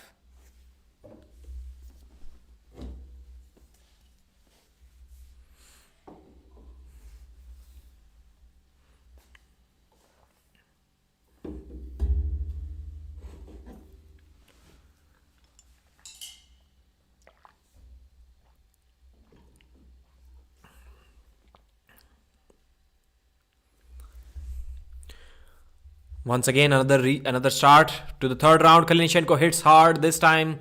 He takes Dave's wrist as well. He lost his own wrist, but he took Dave's wrist. No, you cannot switch to a press from this position, Dave. It's impossible. Yes, Dave loses the round.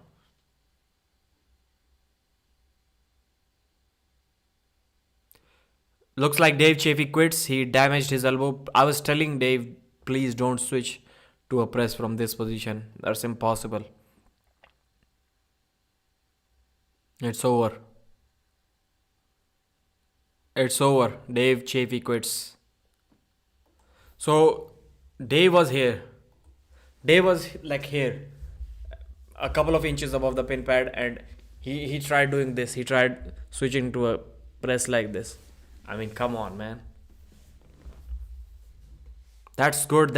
He's willing to break it to win the round. That's the kind of dedication you would want to see from an arm wrestler, but not in this left-handed match. I'm not sure if it's that important, Dave, that you risked getting injured, and maybe you got injured. Don't know what's the case. Looks like Dave damaged his elbow. The announcer is on the stage.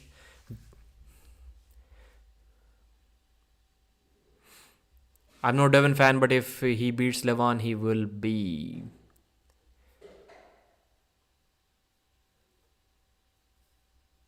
Seriously, man, I'm telling you, I really think that Camille has beaten him. Yeah, we also think that. Imagine watching Devon's 2023 matches and saying he's got to retire.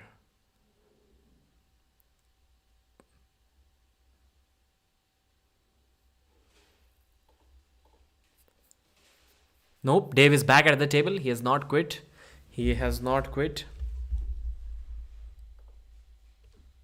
So maybe there is no injury, luckily. He did say something like that he's about to call it off. Good start for Dave. He's controlling the fingers. Lost his wrist, but a slip.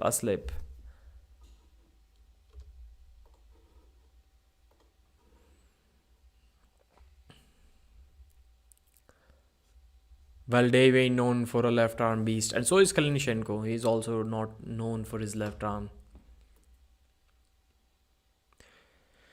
Being 7 rounds, Devon will gas out Levan by round 4. No, the king of the table was also like 7 rounds if you look at it that way. It was 6 rounds. East versus West is still going to be 4 only.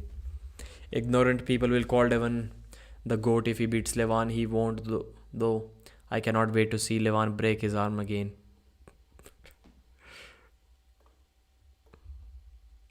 When will I call Devon the GOAT? Let's discuss that. Until Klinichenko and Dave Chaffee are being strapped up.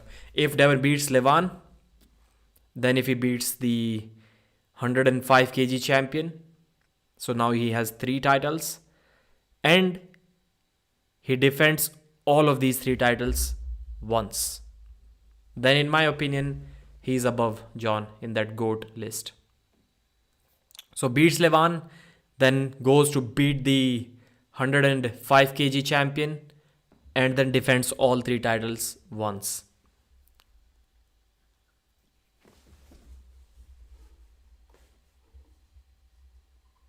So not only holding 3 titles simultaneously, but also defending them. Ready, go. Once again, Klinichenko hits hard. He hits sideways, takes Dave Chaffee almost to the pad. Don't switch to a press from here, Dave. Don't switch to a press. Klinichenko's wrist is back. Yeah, and he takes the win. He takes the win. In the end, he even top rolled Dave. Elbow foul?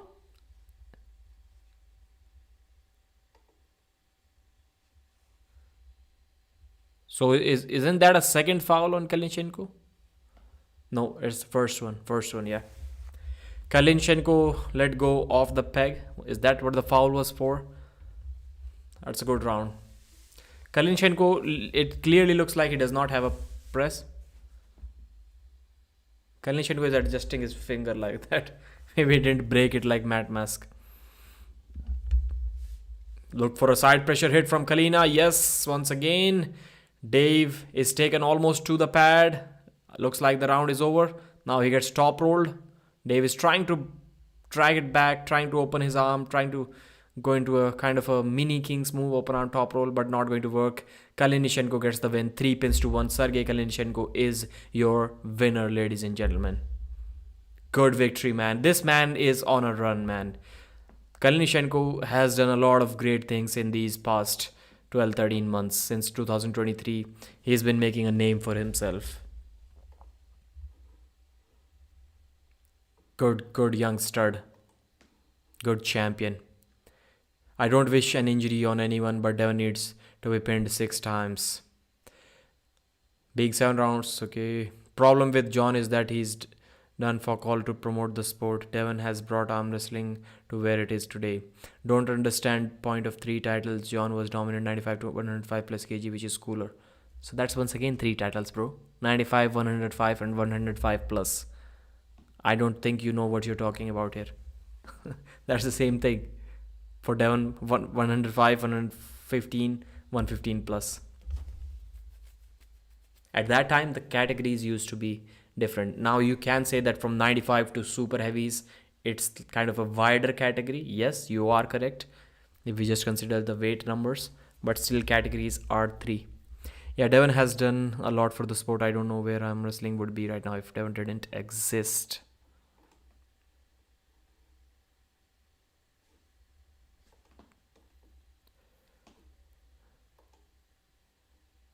Speak English, bro. He has Artam as the translator.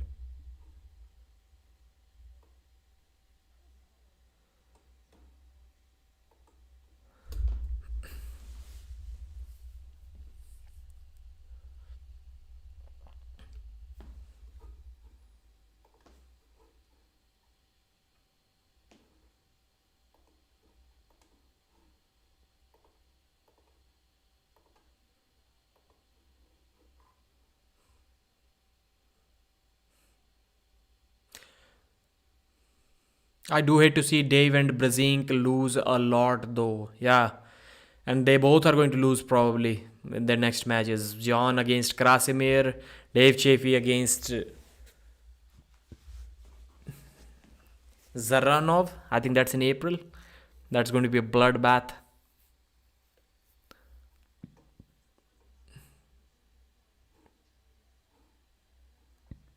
I hope Dave has a... So guys, the event is over. Dave Chaffee versus Sergey Klinichenko.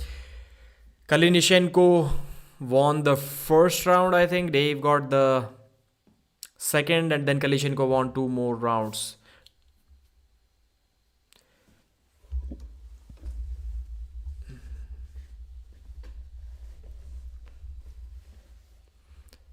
Promoting sport has nothing to do with GOAT status. You get GOAT by dominating the sport for decades. I do agree with you, Paleo Bobo.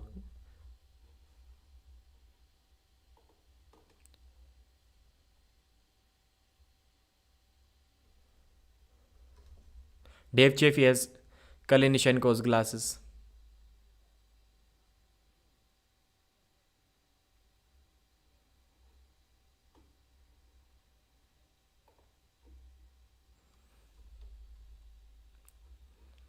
Dave says that I will be pulling more with the left and I'm happy with my performance. I wanted to see where my left is at.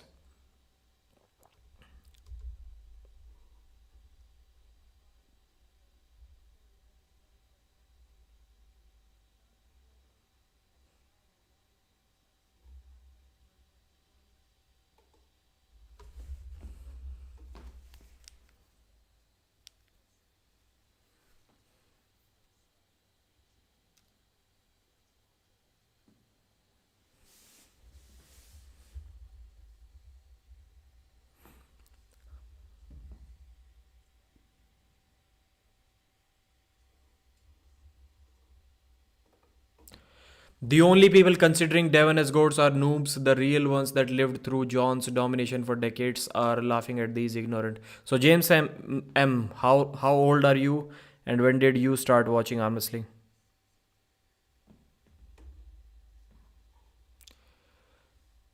John also clear okay read that. Yeah, promotion has nothing to do with it. McGregor promoted MMA more than St. Pierre, but St. Pierre was 3x fighter McGregor was. We did no leg kicks. That era was insane.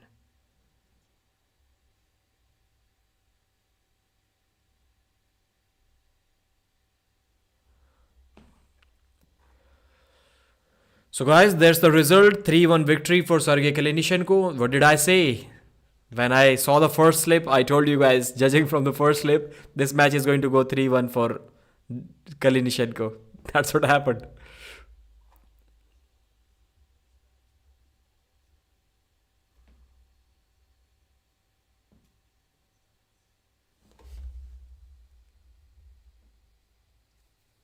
So I think it's about time to end this live stream. I'll upload a result video of this event, of the Dave Chaffee match mainly, and I'll see you guys once again. Thank you guys for joining.